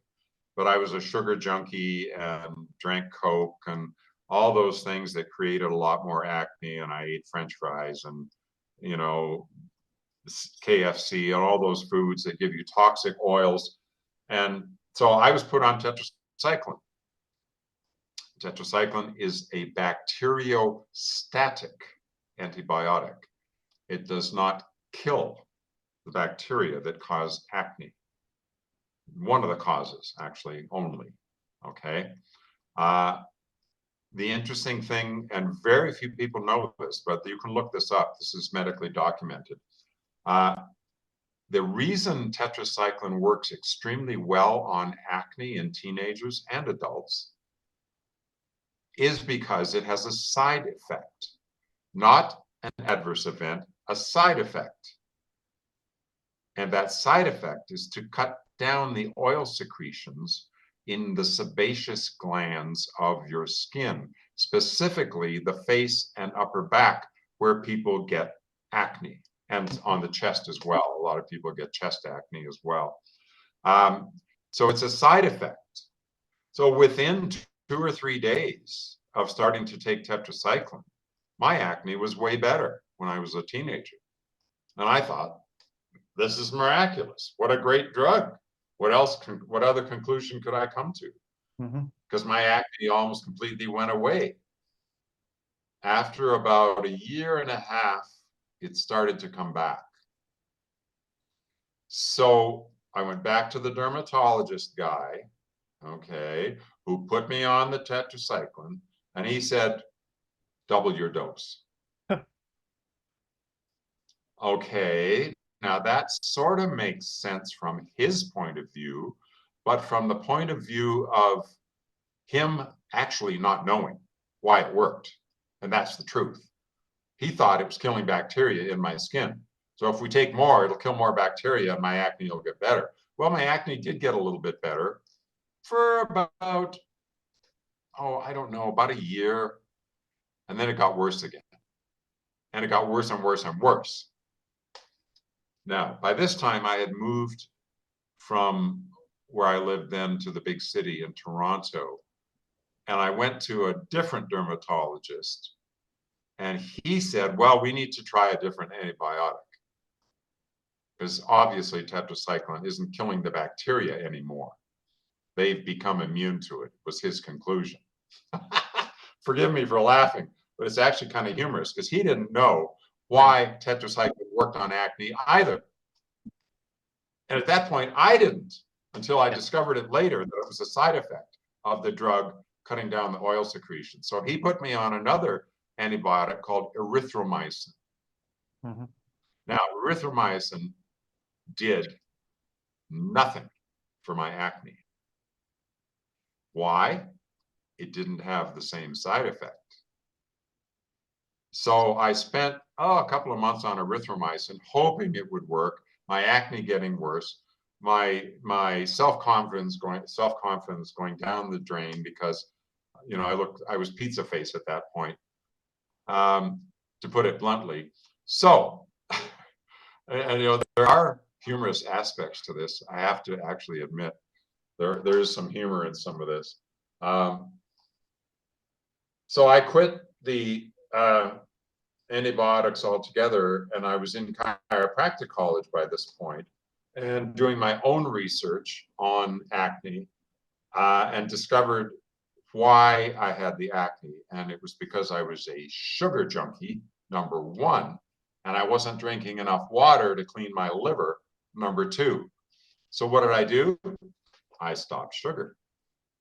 And I cranked up my water intake to very high levels. We're talking 8 to 10 glasses a day of really healthy water, okay? And my acne diminished down to about 5% of what it had been within 2 months of drinking a lot of water, and stopping sugar completely. So, I could have done that a lot sooner if I had been advised, but I had to find out for myself what would knock out the acne as well. There are numerous other therapies for acne that can be incorporated, and it can be eradicated very quickly in teenagers. And I tell teenagers here when I see them what they need to do. Do they do it? I don't know. Hopefully they do. So anyway, the microbiome is what we were talking about. Consists of between 600 and 800 friendly bacteria. It takes a long time after you take antibiotics to reestablish a healthy microbiome. Okay. Ultimately, the best thing is not to take the antibiotics in the first place and to get yourself fixed up another way. And there are other ways to get rid of bladder infections, throat infections. The only one I don't deal with personally as a physician are kidney infections, because they're extremely dangerous. And I would much rather the person take the antibiotics and we deal with the downside of that later on. So, but other infections can be handled with natural remedies very nicely. Ozone being one of them, hydrogen peroxide, numerous other magical molecules that are available. So the microbiome is extremely important in the intestinal tract. We have a microbiome, strangely enough, in our mouth, in our eyes, in many different places. The woman has it in her internal reproductive organs, and that is a huge challenge. When a woman takes antibiotics for a bladder infection, she wipes out all the good bacteria. And now the bladder infection might be gone, but in many cases that bacteria is still in her body in a different form, a cell wall deficient form, and all it needs is a shift in the internal environment. You may have heard about doctors who are promoting the concept of the terrain being as important or more important than the infections, and it's absolutely true. So if the terrain becomes distorted or disrupted again in that woman, she will get another bladder infection, and it will become a recurrent bladder infection. And this is what women go through. It's a nasty situation, because ultimately where they end up is with what's called irritable bladder syndrome, which is a chronic inflammatory condition of the linings of the bladder, and they have to go to the washroom much more regularly than normal. And they're up at night. It's nasty. Sexual function is affected. There are all kinds of problems that develop because of the recurrent bladder infection caused by not reconstituting the female microbiome after the antibiotic treatment. Yeah. And it's not that difficult. And the viewers are going to really benefit from this, because I am presuming that half of the viewers are women, but who knows? Yeah. We can't know for sure. No. But reconstituting the female microbiome is extremely important. And I actually wrote a piece called Reconstituting the Female Genital Urinary System. And it's all about how to do this. And there are products on the market that are the good bacteria that are supposed to live in the female genital urinary system. And they're available in health food stores. Some drugstores might have them, but mostly health food stores. And they are a combination of anywhere between 7 and 11 of the friendly natural bacteria that should live in the female reproductive system. Now, one of the things that people don't know about this concept, because they haven't studied this, but they should understand, is that the female genital urinary system consists of more than just the vagina. It includes the bladder, the urethra, and the tubes that bring the urine from the kidneys to the bladder, called the ureters. Those friendly microbiome bacteria live all the way up to the kidneys. So if you wipe them out, you now have a significant problem, and reconstituting them is not that difficult. And I will go through it right now. It is getting one of these female microbiome supplements, which are capsules. They come in a package of usually of 10 with an applicator that goes into the vagina, as high up in the vagina as possible. The capsule is then inserted there, and the capsule wall dissolves, releasing the friendly bacteria into the vaginal cavity, okay, where they can now grow and thrive, and strangely enough, migrate into the bladder. They go out the vaginal opening, they migrate into the urethra, and they go into the bladder, and they recolonize the bladder with the friendly bacteria that were there once upon a time as the woman was growing up, before she had her first bladder infection, okay? Which, strangely enough, frequently comes after first sexual intercourse or first sexual contact. Strangely enough, and the reason is the female ureter, the tube from the bladder out, is only about that long. Get in the camera here. It's only about that long. The male urethra is a lot longer, because the male has a penis. And to get the urine from the bladder out of the body, it's a much longer journey than in the female. So if there are bacteria introduced into the urethra during sexual activities, they can travel into the bladder very easily. In fact, there is an infection known as honeymoon cystitis. That means bladder infection after the honeymoon. And hopefully there was lots of sexual activity on the honeymoon, but maybe the honeymoon has already occurred by the time people get married. I can laugh about that. Yeah. But honeymoon cystitis is the bladder infection that occurs after the sexual activity on the honeymoon. And it used to be that there was almost no sexual activity until the honeymoon, but of course that's not the case anymore in modern day society.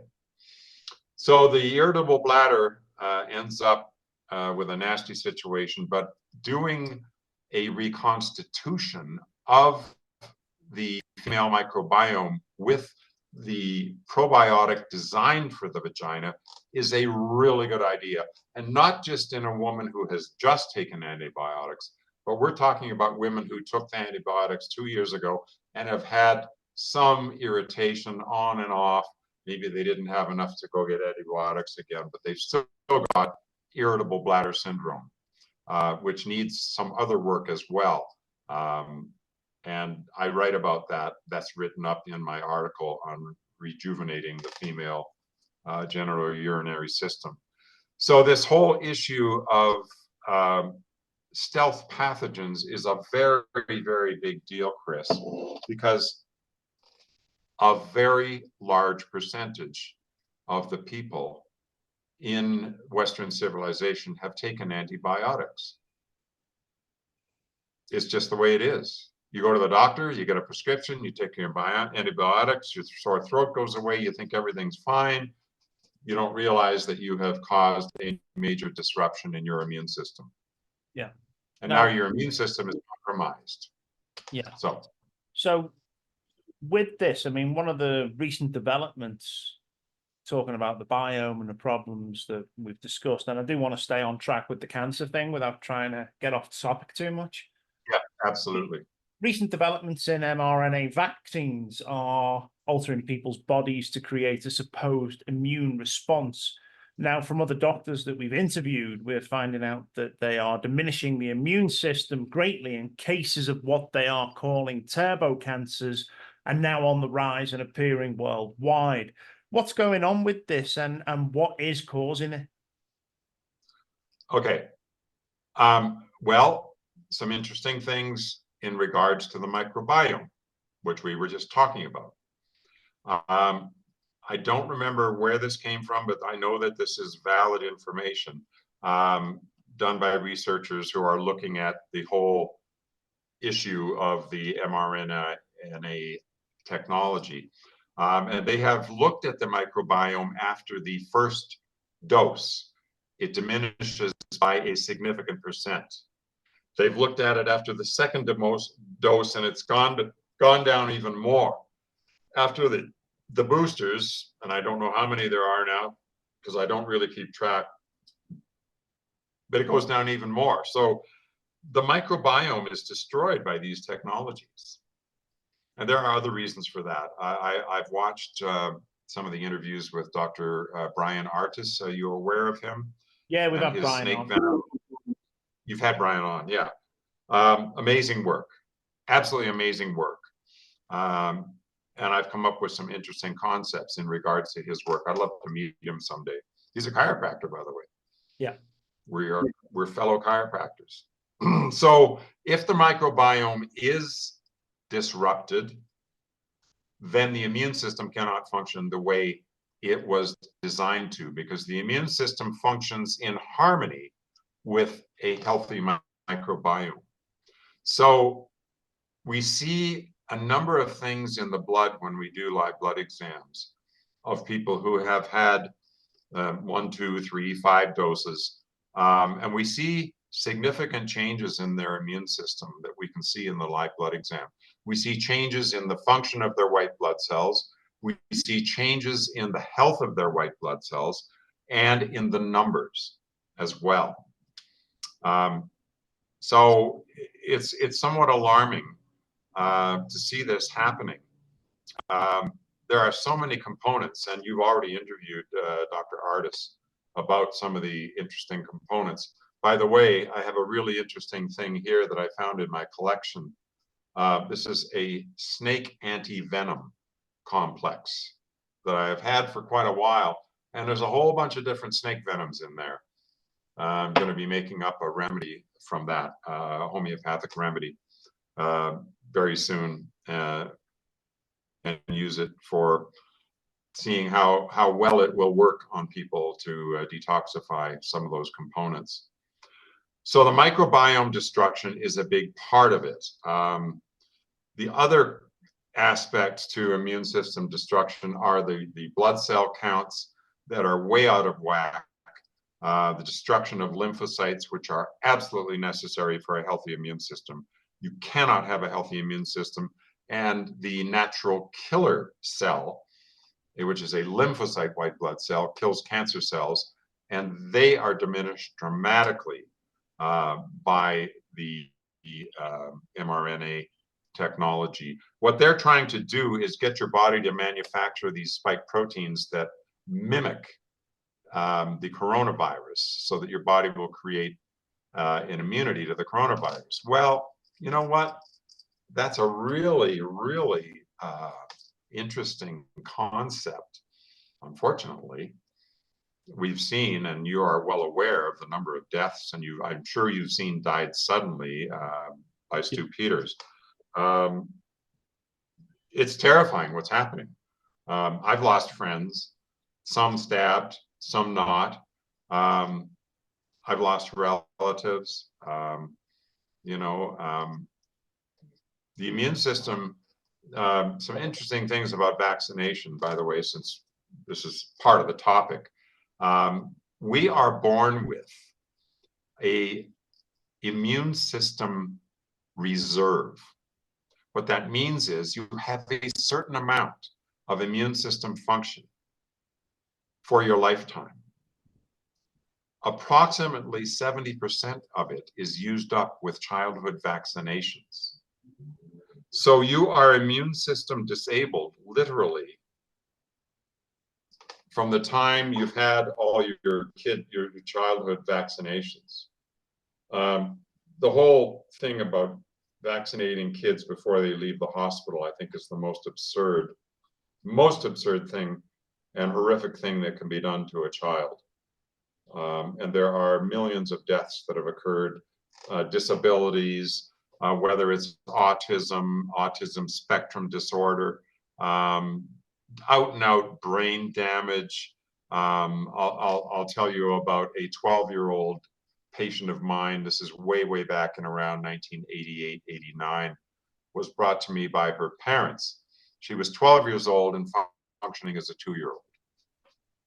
She had a 12-year-old body, head, appearance, and a 2-year-old mind. I can remember leaving the treatment room and going to my office and crying for 5 minutes to compose myself before I could go back in the treatment room, because I was trying to imagine what these two wonderful, caring parents had gone through in the last 12 years since their child was stabbed. And the fever that occurred in this child was that night after the inoculation. Yeah. Now, they went back to the doctor and said, oh my God, this is horrible, you know. And of course, the doctor says, well, it's not the vaccine. We've never seen this happen before. Can't be the vaccine. It must be something else. They always have an excuse. And I believe that that is rampant among the health professionals that do vaccines, that they're given taglines to use so that the vaccine doesn't get the blame. And there are lots of interesting concepts about this. I was anti-vax from day one in my professional practice, and there's some interesting stories about that are for another time. But I was really lucky because I lived my first 5 years in Canada, and they were not doing mandatory childhood vaccines at that time in Canada. They were in the US.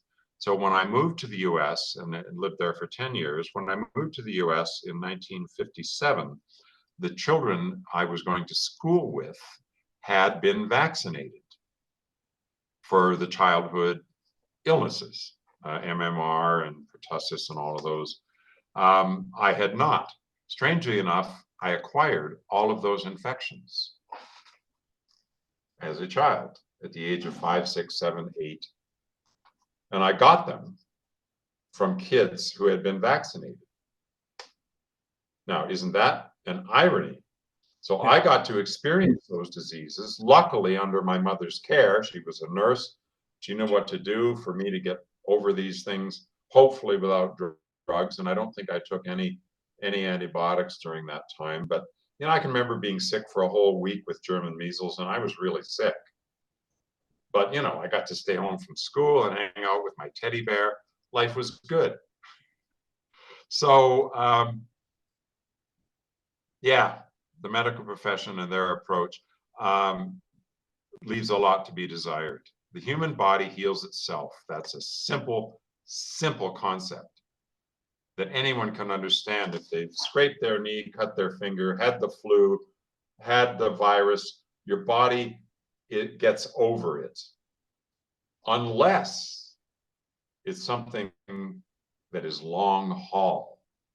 And do you know why long haul COVID exists, in my humble opinion? Because the immune system has been disrupted and cannot function normally to get the person better. Yeah. And so they end up with a chronic infection that just doesn't seem to go away. Yeah. Until they do something crazy, like take ivermectin or ozone or Brown's gas or something else that allows that body to eradicate the infection that is just sitting there, being chronic. Yeah. And that's what happens. That's what's happening. That, my opinion, is that's what long haul COVID is. And it occurs, strangely enough, mostly in people who have had the mRNA experimental gene therapy. Mm-hmm. Now, can people who want to be on a certain diet, a lifestyle diet, a health diet, be missing essential nutrients that would help their bodies repair the damage that is caused by cancer? So somebody that chooses just to be on a carnivore diet, or somebody that chooses to just be on a vegan diet, are they missing key components of nutrients and things that are required to repair or hold back the damage that's caused in the cells by cancer? Are they more at risk? I believe so. And the reason I believe that is that our bodies, you have to look at what our bodies are made of. Our bodies are made of protein and fat. That's it. We're made of protein and fat. Your brain is 85% cholesterol. And is cholesterol bad for us? Well, it can be in a way, but we need cholesterol. Our brain is made up of cholesterol. The breast tissue in women is made up of 85% fat. Okay, now that's one of the reasons, and we'll bounce back to the breast cancer issue right now, because it's really important concept. The reason so many women have breast cancer is because of toxic fat. What is toxic fat? Well, toxic fat can be industrial lubricants, which are lipids or fats. Okay, and the worst ones are dioxin and PCB. These are industrial lubricants that have been used for a very long time, and they are endemic in our environment. We all have them in our bodies. They have been found in penguins at the North Pole. Mm-hmm. How did they get into the penguins? Well, your guess is as good as mine. They're in the environment. The problem is these two toxins get into the breast tissue and they disrupt. Here we go back to disrupted DNA. Now, the reason breast cancer is very active and nasty is because the breast is a gland. It produces something. It produces milk. That's what it's designed for. Any organ that produces something is a much more serious cancer issue than an organ that doesn't produce something. Okay, so thyroid gland, adrenal gland, prostate gland. The ovaries are actually a gland as well as producing the ovum, the eggs, to create new humans. Okay, they also produce estrogens and progesterones and other hormones. Okay, so these are the cancers that are seriously bad. Now, they're all cancers are bad, because a lot of other tissues produce things, such as the stomach, which produces acid, the salivary glands, which produce saliva. There are lots of different cancers that occur in glands, and they're more serious. But the breast tissue is damaged. The cells are damaged, and the DNA is disrupted by these toxic environmental lipids that get into the body and go to the breast tissue and then lead to breast cancer. Now, I'll give a pearl here. This is a very important pearl. Okay, pearls are little things that most people don't know that are profoundly effective and inexpensive. Okay, the pearl is something called calcium D-glucarate, and anyone can look this up. Calcium D-glucarate, not glucarate, glucarate, is a nutritional supplement available online and in health food stores and in some drugstores that sell nutritional supplements. Here's what it does. It chelates. Chelation means binding onto for removal. So the calcium glucarate binds onto the toxic lipids in the breast tissue and elsewhere in the body as well, including the prostate, okay, in men. And it allows the body to eliminate those toxic lipids from the body. If every woman, starting in teen years when breasts are developing, took calcium D-glucarate in small amounts on a daily basis, they would likely reduce their chances of breast cancer dramatically. Okay, even in the women who have the genetic preponderance to get breast cancer, and there are those genetic issues, and that's why some women get their breasts removed. Okay, what's her name? Angelina. Angelina Jolie. And other women have done the same because they've got the genetic, and that particular genetic challenge results in an 85% likelihood of getting breast cancer. Now, you must take into account those are women who are eating what I call the SNAD. Used to be called the SAD, the Standard American Diet. I call it the Standard North American Diet, okay, which includes lots of trans fats and nasty toxins and poisons and quite a number of carcinogens, okay? So if you put that along with the genetic preponderance, your likelihood of getting breast cancer is fairly high, okay? And that might be a reason why a woman would get the breasts removed. But personally, I believe the human body does not have to get breast cancer if it's allowed to do its job. And that takes all of the things that we've already discussed. Yeah. And I know we're getting into our third hour here. I apologize, but this is really important information.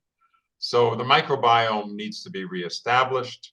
If it's been damaged, once it's reestablished, it needs to be maintained by eating the right foods, and that is sauerkraut, lactic acid fermented vegetables, which are simple to do. There's tons of information on YouTube about where to get these things, how to make them. The probiotics are really, really important to take on a regular basis. I think they should be part of a lifestyle, is taking a probiotic, especially if you've taken antibiotics anytime in your life and destroyed your microbiome. You have to rebuild that microbiome. And it can take anywhere from 1 to 3 years. It sounds like a long time, but the microbiome is first established, strangely enough, to some degree, when you pass through the birth canal to get out of your mother. How does that happen? Okay, and this is another crazy little thing, another pearl here. Okay, when you pass through the vaginal birth canal, we're not talking cesarean here. We're talking through the vaginal canal. The vaginal birth canal is inhabited by friendly microbiome bacteria that inoculates the baby as it goes through. So the bacteria get on the lips or in the mouth, and then they become part of the internal workings of that baby. And they start the process of creating a healthy microbiome in the intestinal tract. Okay, so there may be 10 or 20 healthy bacteria that the baby's exposed to that get into its intestinal tract. They mutate and crossbreed, and now we end up with, by the time that non-antibiotic person is in their, say, public school years, they've got probably 4 to 5, maybe 600 species of healthy bacteria in their intestinal tract until they get their first ear infection. Mhm. And guess what? Now their microbiome is damaged. Personally, I believe one of the reasons I got a skin condition like acne in the first place when I was 12 years old is because my microbiome had already been significantly damaged by the time I was 12. I had taken antibiotics for various throat infections and such. And so I couldn't have a healthy microbiome at that point. Yeah. I had to rebuild mine once I got into chiropractic college and figured all this out. So the microbiome, super important, difficult to manage, but worth every effort and every penny spent on healthy probiotics. Let's look at that word for a second. Probiotic versus antibiotic. Antibiotic against biology, probiotic for biology, to give you a healthy biology inside your body. Yeah. So probiotics are extremely important, and the prebiotics, which are the foods that feed the good bacteria. And that's why people need to do the lactic acid vegetables and sauerkraut and other things that will support a healthy microbiome. And by the way, there's tons of good information on this available online. And I will actually plug one of my very good friends in Canada who does incredible work on this. She cured herself of multiple sclerosis 30 years ago and is a major proponent of a healthy microbiome and knows a lot about it. Her name is Pam Bartha, B-A-R-T-H. And you can look her up. She's online, does online consultations that are fantastic. I've sent her a few of my clients that had MS for additional consult beyond my knowledge base on that, because she's really got it going on. So the microbiome needs to be established, reestablished, or established. The problem is a lot of childhood vaccinations will damage it, antibiotics damage it, and once it's damaged, if it isn't reconstituted, it leads to chronic recurrent problems that just make the problem worse. And unfortunately, the medical people don't understand the microbiome very well at all, unless they have ventured out of their normal range of knowledge that most medical doctors have. And there are a number of them that have done that. Functional medicine doctors who are now becoming much more popular. Thank you. And most functional medicine doctors know what they're talking about. I consider them naturopaths. I have met a few who still went largely by the medical model, but for the most part, functional medicine doctors are fantastic. Naturopaths, for the most part, are excellent. However, there are some that haven't got it all figured out. The older ones like me, who've been around for half a century, know a lot that the younger ones aren't taught. Give me a second here. I got to wet my whistle.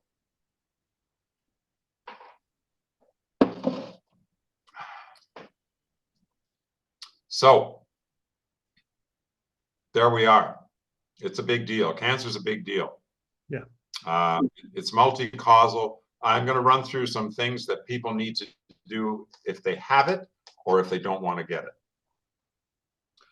Let's start with the invisible stuff, the electromagnetic radiation. Get yourself a safe smartphone case so that it limits the radiation that hits your body. There are a number of these available. I've tested 3 or 4 of them. They work extremely well. And not everybody wants this kind of case because it has to be the flip case. Hang on, I've got one here somewhere. No, it's downstairs. So you want the wallet type flip case that can have installed blockage of the radiation. That's a really big one because most people carry that thing with them 24/7. Turn it off at night, people. You don't need to be available at 2 in the morning if a friend has a problem. Yeah. Okay, turn it off at night. Have it charge in another room. And Okay. a lot of people as well, what I find, a lot of people put it on again on the nightstand next to the bed as an alarm clock. They use it as an alarm clock. If you're going to use it as an alarm clock, put it in the next room, because that way it actually gets you out of bed to go turn it off. Yeah. And have it charging, because the charger has a magnetic field. And then you don't want to be near the charger when it's charging because it has a huge magnetic field. So the other thing that is really simple for people to reduce their electromagnetic radiation exposure, well, there are a bunch of them. If you live near a cell tower, sell your house now and move somewhere that's way further away from a cell tower, okay? If you live in a neighborhood where they have put the 5G towers, sell your house tomorrow and move somewhere else. That's a big deal. Yeah. Okay, the 5G towers are causing major havoc with people's immune systems. There are some other crazy simple things that people can do, and I'll give them to you right here. These are all pearls that you just can't get anywhere else. There is a type of radiation most people don't know about. It's called electric fields. Electric fields are emanated from all house wiring. They come out of the wires, out of the plugs, out of the appliances, lamps, anything plugged into the wall will emit electric fields. Now, the problem with these electric fields is something that happened many years ago. When electricity was first installed in the 1920s throughout North America and into the 30s and 40s, okay?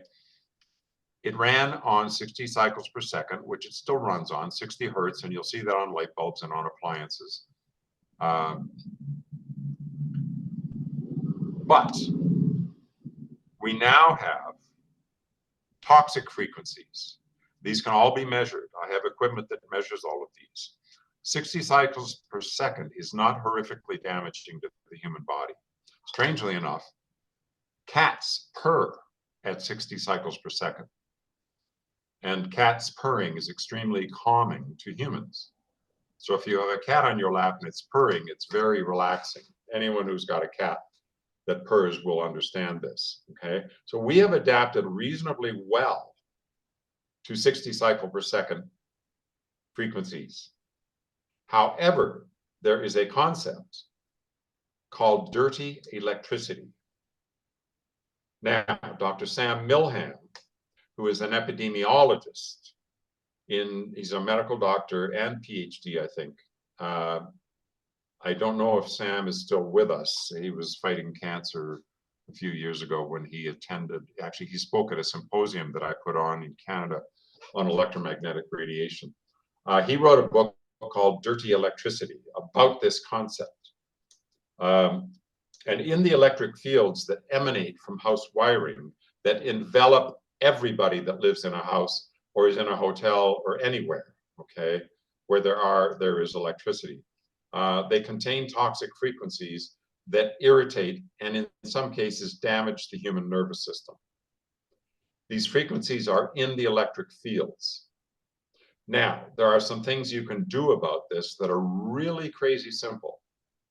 The first thing is for your sleep, and sleep is extremely necessary if you want to be healthy. And anyone who's missed 3 or 4 nights sleep in a row or spent days and days cramming for exams, as I've done way back, knows what you feel like after you've missed 2 or 3 nights sleep. not so good. And it's really hard on your immune system to do that. People can get cancer just missing sleep. It's one of the things that will cause cancer.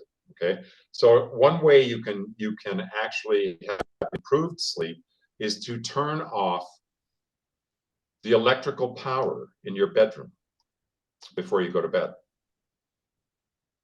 I have had thousands of people do this, and every single one of them slept way better.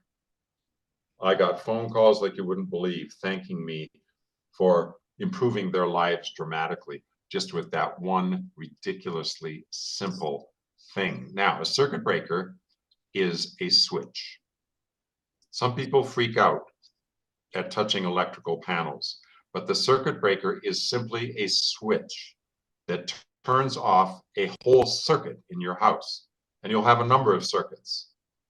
Where I live, I think we've got 10 of them here right now. Some people will have 25 or 30 because they have very, very extensive electrical and, 10 rooms in their house and all kinds of gidgy gadgets. But turning off the circuit breaker to your bedroom will make a big difference in the quality of your sleep almost every single time. Now, there are some tricks to this, okay? And it's really easy to do. If your electrical panel is not labeled by the electrician that installed it, okay, and they are sometimes well labeled, sometimes not. It's really hit and miss. You can plug in a reading lamp on your bedside table, and hopefully everybody's got a bedside table or something they can put a lamp on that plugs in right near your bed. Once you've done that, turn the lamp off, and then you go and turn off circuit breakers until you find the one that turns off the lamp in your bedroom. That's the electrical supply to the bedroom. And you turn it off, go to bed, turn it on in the morning if you need electricity. I've been in places in Canada where I just left it off all the time. And I brought in an extension cord from the hallway, a different circuit, if I had to run something like a fan or something else in my bedroom for a short while. There are some tricks to this, and this is a big one. If the head of your bed is on an inside wall or on a wall connecting another suite or apartment, you have to deal with two possibilities: move the bed to an inside wall, or find out what's on the other side of the wall where the head of the bed is. If it's on a neighbor, you've got a problem because you've got to convince the neighbor to turn off the electricity, because there will be electricity in that wall from them as well as your unit. So if you're in a house, you're good. If you're in a different living situation, it's much more complicated, because you would then need to turn off the circuit breaker to whatever's on the other side of the wall. It might be the bathroom, might be the laundry room, might be another bedroom that's hooked up to the same circuit, and you don't have to worry about it, but you have to sort of source this out. Because once you get the electricity out of that wall at the head of the bed, your sleep quality will improve dramatically and your immune system will strengthen up. Because the immune system is somewhat compromised by this electric field radiation, toxic frequencies as well. So that's a real simple thing to do. These are simple things that people can do that are free. It just takes a little bit of effort. Now, one of the other big ones that I'll talk about, it's huge in causing cancer, is magnetic fields. Now, magnetic fields are different from electric fields. They are interrelated to some degree, but they are also separate to some degree, and that's a 2-hour lecture to explain that we don't have time for here. But magnetic fields are created by alternating current. Actually, they're also created by direct current, but the magnetic fields are much more damaging if they're from alternating current, because they will contain all of those toxic frequencies in the electric current that we just talked about. Now, I've seen this many times, and anyone can do this. If you have high tension power lines, the big ones that are running at 650,000 volts, I know that sounds like a lot, but it's absolutely true. 450 to 650,000 volts is what travels on those big high tension power lines on those huge towers. And unfortunately, those towers run through cities and towns and right beside people and over top of farmhouses. The magnetic fields are massive underneath those things and extend out for between 600 and 1,000 feet from those power lines. Those magnetic fields are very toxic and cause a lot of disease in humans. Yeah. So people that live near those hydro lines, and I've measured many of these, are in danger of cancer being caused by those toxic magnetic fields. So if people live in those homes, they need to get away from there and move somewhere else. And I know that people listening to this did not want to hear that. However, it's absolutely true. And I started dealing with this way back in the 1980s in Peterborough, Ontario, where I lived. And I had a meter that measured magnetic fields. And there was a street 1 block off of the main east-west drag in Peterborough. And I had heard about this street where at least one person in every single house on the street had cancer. And some of these concepts were discovered in Germany, where there were apartment buildings where somebody in every single unit had cancer. And so the German people that researched this figured out it was electromagnetic radiation that was causing people to get cancer. Where I lived in Kelowna, there is a condo complex right on the main street called the Executive, and there are a massive number of cell tower emitters on the roof of this condo building.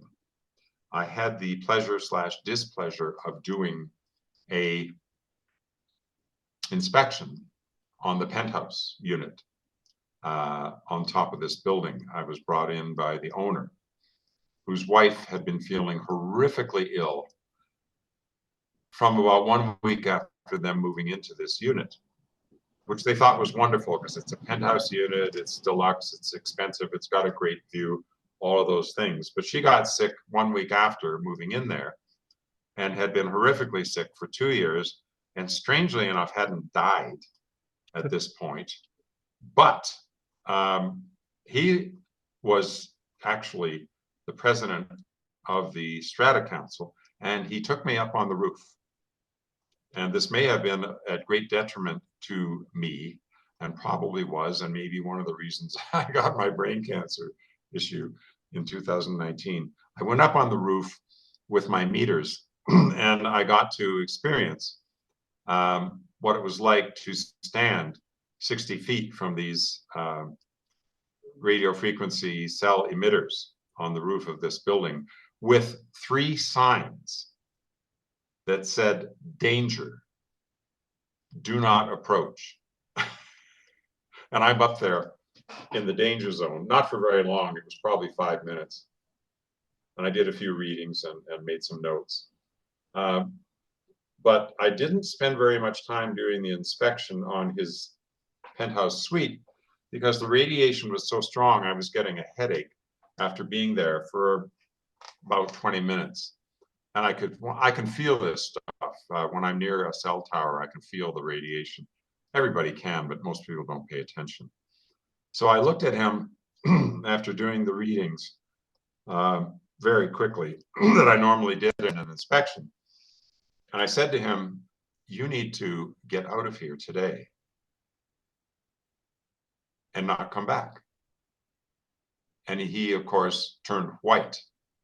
And he said, why? And I said, well, look on the meter here. The readings on this meter are running at between 8 and 10,000 microwatts everywhere in your suite here. That's an extremely high reading, and nobody can be healthy.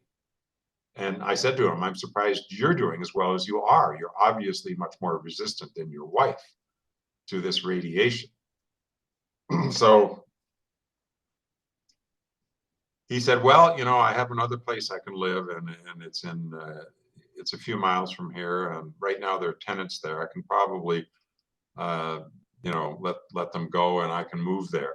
So strangely enough, I figured he was going to do that, but he didn't. I called him 3 months later. And this is the crazy part of the story. And I asked him where he was living. He said, oh, I'm still living in the same place. And he said, but my wife isn't. She's divorcing me. And she is not well mentally or physically. And so we're getting a divorce. And this is the crazy part. She has bought her own place. And I said, oh, really? I said, where? And he said, well, she's on the 10th floor, 2 floors below him. That was the irony of what his wife did. And the radiation levels 2 floors down were maybe 5 to 8% better, but still the same. And so she basically jumped from the fire into the fry pan, which is the opposite of fry pan into the fire. So yes. I haven't kept track of these people. I don't know how healthy, how they're doing, but who knows? But radiation is something people need to deal with. We're all being exposed. It causes cancer. It makes cancer worse. It accelerates the growth of cancer. That's what you mentioned earlier, something they now call turbo cancer. And the reason I believe turbo cancer exists is because of the damage to the immune system that allows it to progress much more quickly than it normally would have if the immune system was trying to push it down. But I'm still unable to. Now, this happened to a very good friend of mine, actually a chiropractor in Peterborough, Ontario, where I used to live. And he had beaten bladder cancer, and they had removed his bladder and his prostate many years before, but he had been cancer-free with one of my ozone machines for many years. He was doing really well. And then he phoned me up in October of 22, and he asked me, so he said I needed some advice because his cancer had returned. And so I spent about an hour with him because he had an ozone system that he had utilized extensively. And at the end of the phone call, I had a funny feeling that maybe he had gone and gotten the inoculation. I thought, there's no way he's going to do it. He's a chiropractor. He knows better. And I said, you didn't go and get the COVID thing, did you? And he said, oh yeah, I did. And I said, and your reasoning? And he said, well, my wife is from China and I needed to travel. So he had gotten it, and that was late October of 22. And he passed away on Christmas Day of 22. Yeah. 2 months later. Yeah. And his cancer progressed incredibly quickly. And so turbo, maybe not everybody knows that means ramped up or real fast or super strong. Any of those words, a turbocharger in a car, and I had many of those, you know, gives a heck of a lot more power to the engine, because strangely enough, provides a lot more oxygen. The irony of that is that cancer hates oxygen, and it hates ozone, and ozone is super oxygen. So Otto Warburg, actually, Dr. Otto Warburg was granted the Nobel Prize for discovering that cancer could not thrive in a low oxygen environment. This is way, way back in the early 40s. He actually got 2 Nobel Prizes. A lot of people don't know this. He was not allowed to have the second one, to receive the second one. It was during World War II, and Dr. Warburg was Jewish, but he was kept alive. He was not exterminated in Germany during the war. And the reason he was kept alive was because of his knowledge and the research he was working on against cancer. And so the reigning political party of the time, whose name I won't mention because I don't want to upset anybody, but they wanted to keep him alive because of his research on cancer. And so Dr. Warburg proved that cancer cannot thrive in a high oxygen environment. That's a reason that ozone is so effective, as is hyperbaric oxygen for cancer. And I personally believe that anyone who is diagnosed with cancer of any kind, whether it's skin cancer, breast cancer, doesn't matter, they should immediately go on therapeutic oxygen or Brown's gas. And I haven't talked about Brown's gas, but I want to mention it. Do we have time? Yeah, go ahead. Yeah. To mention Brown's gas. Okay, so Brown's gas, and behind me, I actually have a Brown's gas machine right here. I utilize it on myself every day, therapeutically and prophylactically. Is a combination of hydrogen and oxygen, sometimes called HHO or hydroxyoxygen. It is produced by a machine that breaks the water molecule. And so most people would know that water is made up of two H's and one O because it's called H2O. And when we break a water molecule apart into its separate parts, hydrogen and oxygen, we end up with those separate gases. And that is what Brown's gas is. It's very high in oxygen and hydrogen, which is created by the generator, which breaks the water molecules up.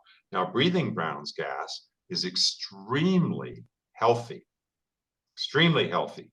The reason it's really healthy is that hydrogen is a major deficiency in the human system. This is not well known. I call it vitamin H because it is such a vital nutrient and component. It's used in millions of functions in our bodies. We need carbon, we need hydrogen. That's why they're called hydrocarbons, because they are hydrogen and oxygen molecules mixed together. So we operate largely on hydrogen, and of course, oxygen, carbon. Other essential things are potassium, magnesium, sodium, believe it or not, that people think is all bad, but it's not. We need salt, but we need the right kind of salt, not the kind that comes out of the box that's iodized, that is pure sodium chloride. That is not salt, that is sodium chloride. Salt comes from the ocean or from nature. It's that simple.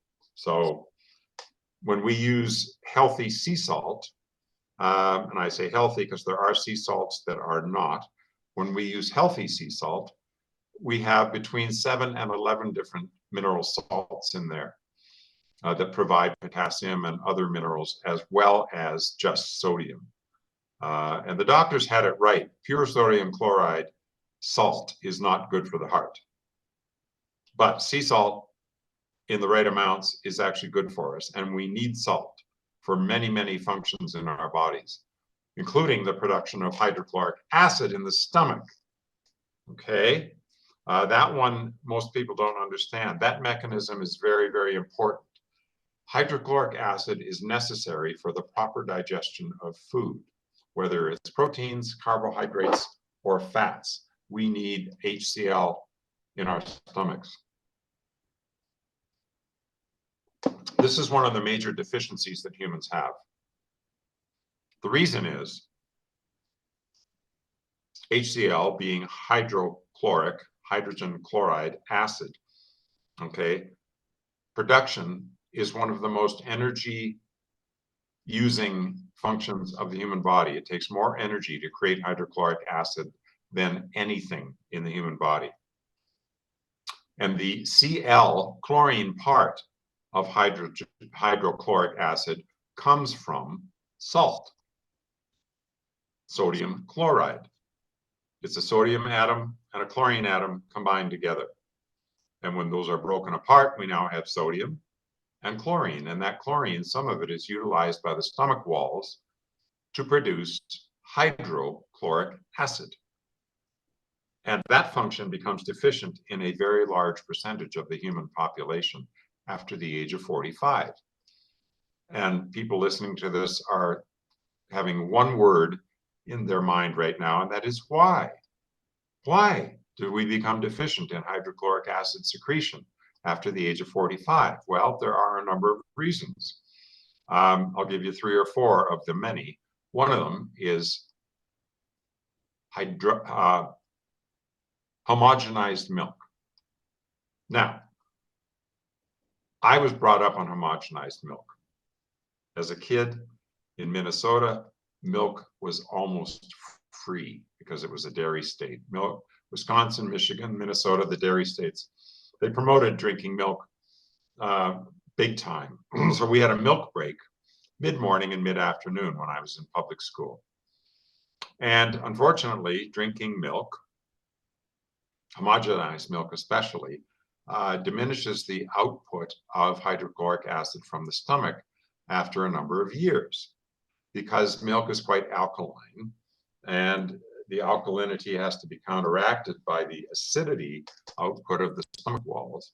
And so a large percentage of the American population that was my generation became deficient in hydrochloric acid production in the stomach because we drank so much milk. And it was a ridiculous amount of milk that we consumed. There was a glass, consumed with every meal when I was a kid. It was a crazy amount. So my generation largely is hydrochloric acid deficient, and became the subject of some of the largest selling pharmaceutical medications in history. Those two, you might remember these names, Zantac and Tagamet. Okay? Drugs that reduced the output of stomach acid, which is the backwards to the actual solution, was to increase the output of hydrochloric acid from the stomach, but also, and this is the kicker that most people don't know, also increase the output of something called pepsin. And pepsin is secreted by the stomach walls in order to help the stomach withstand the high level of acid, because hydrochloric acid in the stomach can go as low as 2 pH, which will literally burn through plastic. That's a very strong acid. So if we don't have enough pepsin produced, the hydrochloric acid can now cause damage to the stomach walls and heartburn and all those other things that people take the purple pill for. So if people took a different approach to correcting the GERD and the heartburn and the other issues that people get because of this syndrome, they would be much better off in the long run. Now, there's some interesting things about pepsin, that thing excreted by the stomach walls. You have heard of Pepsi Cola? Mm-hmm. Pepsi Cola. Okay, the Pepsi stands for pepsin, because what Pepsi Cola was designed for as a stomach remedy decades and decades ago was to increase the output of pepsin and stop the heartburn and the pain in the stomach. Now, there used to be a gum, actually, a chewing gum when I was a kid, called pepsin gum. Some of the people listening might remember it. And pepsin gum actually had pepsin in it. And when you chewed the gum, it tasted really good, and it would settle down your stomach because you would swallow the pepsin, which would then counteract the action of the hydrochloric acid on your stomach walls. So that's a whole other topic, Chris, and maybe we can do that whole thing in another episode, because the digestive system is such an incredibly fascinating mechanism with natural functions and remedies that are galore to correct digestive functions. And unfortunately, the medical people don't know any of those physiologies or remedies that are so readily available. Yeah. All of this, by the way, relates to cancer. If you're not producing enough hydrochloric acid in your stomach, you're not digesting your fats and proteins effectively, and certain things cannot be manufactured in your body and with your immune system to keep those tissues and structures strong and your blood cells functioning normally. So having a proper diet is incredibly important. And back to your question, there are numerous diet fads. I will call them fads or crazes that go on over the years. There've been all kinds of them. There was Fit for Life, that you only ate fruit until noon. It worked really well for some people. There's been the blood type diet, which may have some credibility on some level, but I don't believe it's very much. Oh man, body type diet, not the blood type diet, the body type diet. There are all of these eating programs. There's vegetarianism, there's veganism, there are fruitarians, and now we've got meatitarians, otherwise known as carnivores. All of these eating crazes, as I will call them, have their place. There are people that can benefit from all of these. However, we have to look at a very, very important factor, and that factor is one word: heritage. Let me explain. I come from Eastern European and Scandinavian heritage on my mother's and my father's side. My predecessors have been eating meat for as long as humans have been on the planet. I do well with eating an omnivore diet, okay? I'm going to do carnivore one of these days, probably starting very soon, because I believe it's extremely beneficial, and I hear incredible reports from people that are doing it about their improvement levels on literally everything. And if there's a huge amount of information on the internet about this, if anyone's interested. Excellent videos about what happens when you go carnivore.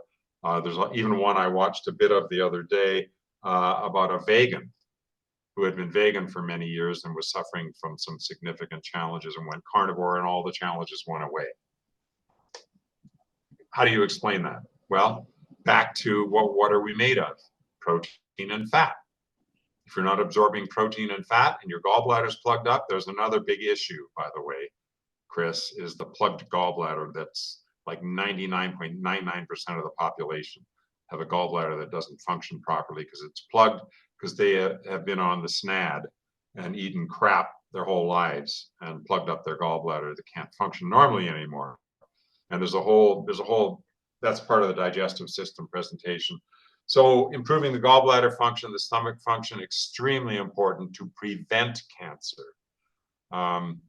There's also an issue we'll talk about in the digestive part of this, that is something that the meds don't know about, even though it comes out of medical literature, and that is the bowel cancer that a lot of people get 25 to 30 years after gallbladder removal. Why do they get bladder cancer? It's a long explanation, and we'll go into that in the digestive part of this. So eating right, there are people who get rid of cancer as a vegan, as a vegetarian, and some that get rid of cancer also as a carnivore. So this comes back to a very simple principle, which is one of the reasons that I wanted to do a series with Atlantic Underground, is that we don't arrive with an instruction manual. We don't arrive with an instruction manual like a television or a washer dryer or a microwave oven, which hopefully you don't have. But we don't come with an instruction manual, and every single one of us is different. We have a different genetic code than every other human on the planet. We're not like a television where you buy a certain model and it's exactly like the other 20,000 that were manufactured at the factory that day of that model. We are different, all of us. Yeah, 5 fingers, fingernails on every hand, on every finger, okay? 2 arm bones, just like every other human, almost. Okay, there are ones that don't. There are some anomalies that do get born without the same situation. But for most of it, us 5 fingers, 5 toes, 2 eyes, 1 nose, 1 mouth, 1 tongue, 2 ears, but we operate differently. Different sexes have different functions. Women have better hearing than men. Men have better depth perception than women. These are researched findings. Some people have a different sense of smell. Women can see more colors than men. Isn't that strange? That a woman can see more colors than a man, and only men go colorblind or are colorblind. They're born colorblind, missing a few colors. Women don't ever have color blindness, almost never. There are always those few exceptions. So we are different. We have to write our own instruction manual and figure out our own bodies. Unfortunately, that's not that easy. And what I have always tried to do over the last 50-some years with my clients is get them to write their own instruction manual. Learn how their body worked as opposed to their wife or their husband or their kids or their neighbor. Okay, because it's not going to be the same. And that can be a big challenge. It can be a big challenge if you and your wife want to eat different foods. You know, it's really good to have things coordinated. So all of these things have their place. I urge people do their own research, write their own instruction manual, figure out what diet is best for them. Okay, I have a friend right now, and he lives not too far from where we live, and he's gone on vegan. Well, he's got 5 or 6 health problems. One of them improved some. The others are staying basically the same. I am recommending to him that he do the carnivore diet for at least 3 months. 12 weeks. It's not that much time. But in that time, what I have heard from a lot of my clients who are doing that one is incredible improvements in their health and their lab work and their mental state and their sleep. Like, it's almost hard to believe that much improvement can come from altering the food intake, but it does. And we're made of protein and fat. So if we get the right proteins and we can digest it effectively, okay, and we get the right fats and we can absorb them effectively, and those are very important points, by the way. If your stomach's not working and your gallbladder's not working, you're not going to absorb the fats and the proteins the way you will need. And proteins are a very big issue because the protein that we eat needs to have certain amino acids available. And so if those proteins don't have those amino acids, we have to get them from somewhere else. We're strange creatures. We can't make vitamin C in our bodies. A dog and a cat, they can make their own vitamin C. So can a horse. We can't. We have to get it from our food supply because we do need it. Yeah. Without it, we get scurvy and we die. So these are all super important issues. I personally believe that cancer arises from the dysfunctions that we acquire in our early years. And those are from antibiotics, from inoculations, from psychological issues with our parents and our siblings. The list is huge, what happens to us. But all of these things, we are made up of everything that has happened to us to this moment in time. And that includes our predecessors. Everything that's happened to our parents is reflected in the creation of us and our grandparents. And it goes back generation after generation. We are an accumulation of all that information to make up the miracle that is a human body and a human mind. So I think cancer, as I said earlier, cancer is something you don't want to get, first of all. If you do get it, and it gets to a point where your body can't destroy it, you need to let your body do what it wants to do. And that is destroy the cancer, heal up, and get your health back. The reason the body can't do that is because it's being suppressed, or has been suppressed. Immune system doesn't work right. There's too many toxins and poisons. Cancer's gotten out of control. We got radiation for cancer 10 years ago, and now the radiation has caused more cancer, and that's another whole issue.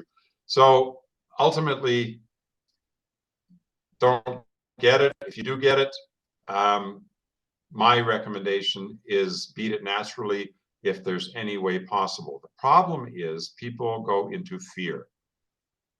And the C word as a diagnosis brings with it a lot of fear. And I know that better than anybody because I've been there 3 times. And having fear of death is something that will motivate people to do things that they normally wouldn't do. So, you know, and then there's coercion. Some doctors will use coercion. You either do what I say or you can't come back here as a patient. I've heard that. I've heard that from patients who were told that they had to do it medically or that they would be dismissed. And that's a horrible thing to do to somebody. You know, luckily my second oncologist back in 2005 was a wonderful, wonderful woman who was willing. And I said to her, I said, you know, I'm a naturopath. You know, I'm not going to do your therapies. And she said, yep, I know. I'll work with you anyway. Actually, I should probably send her a letter because I'm now way past that. And I'm sure she figures I don't longer exist, but I should send her a letter, tell her how I'm doing. But, you know, why not? So, yeah, I urge people to learn how their bodies work, use a proper diet. I have an ideal diet. I call it the Miracle Hunter diet. It's been an evolution of over 50 years of experience and taking hundreds of courses in nutrition, and people can follow whatever they can. You know, read a book on the body type diet, on the blood type diet. That might be perfect for you. But it might not, you know, and I urge people to try different diets. Go vegan for 3 months, see how you feel. You might feel incredible. You might feel terrible. You don't know. Get your blood done once in a while. Get it tested to see how your parameters are doing for all of the different tests that would indicate a malfunction of some sort. So if people learn how their body works and what works best for them, they're going to thrive and live longer and live healthier, the way I see it. Yeah. So, and go vegetarian for a while. I've done the vegetarian thing. It didn't agree with me. I didn't feel great. I went back to eating meat. I felt much better. And I'm definitely going to do a carnivore 3 months here very soon. It'll be interesting to see the results of that. Now we're gonna wrap this up. I'll get all my blood tests done and make sure I've done my live blood analysis in a full video of it. Maybe do it 2 days in a row. Yeah. So, yeah. And luckily, I have the support of my amazing wife, who wants to do it with me, and that's important. You know, I think spouses and partners should work together. You know, and it's not a big sacrifice for the other person to, you know, go along with an eating program for a while. They're not going to die. Yeah. It's just a change, you know. And sometimes it takes cooking 2 different meals in the kitchen, one for this person, one for that person. I've had couples do that with no problem at all.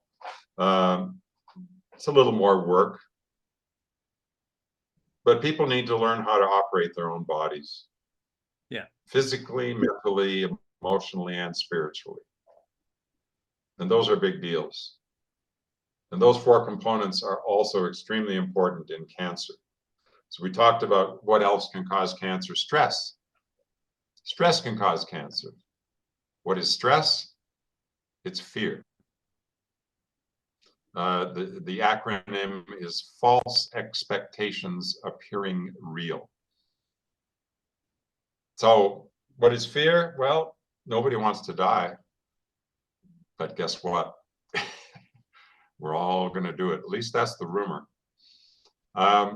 Although they say now there are some immortality drugs coming out. I watched one this morning about a drug from Japan that sounds like an immortality drug. At any rate, I don't think anyone's immortal at this point, except for the guys in that movie. What was the movie with Sean Highlander. Highlander. Oh my God, what a great series of movies. Yeah, I loved that. And then there's also some other immortal things going down. But I think we can live a long time. I know we can live a long time. There are places on this planet where people are living to 120, 130 years of age in good health and dying healthy. It is being done. And so there are studies about what those people are doing that we're not. And those are very important components of a healthy lifestyle. So the whole hard to kill thing it's a big deal.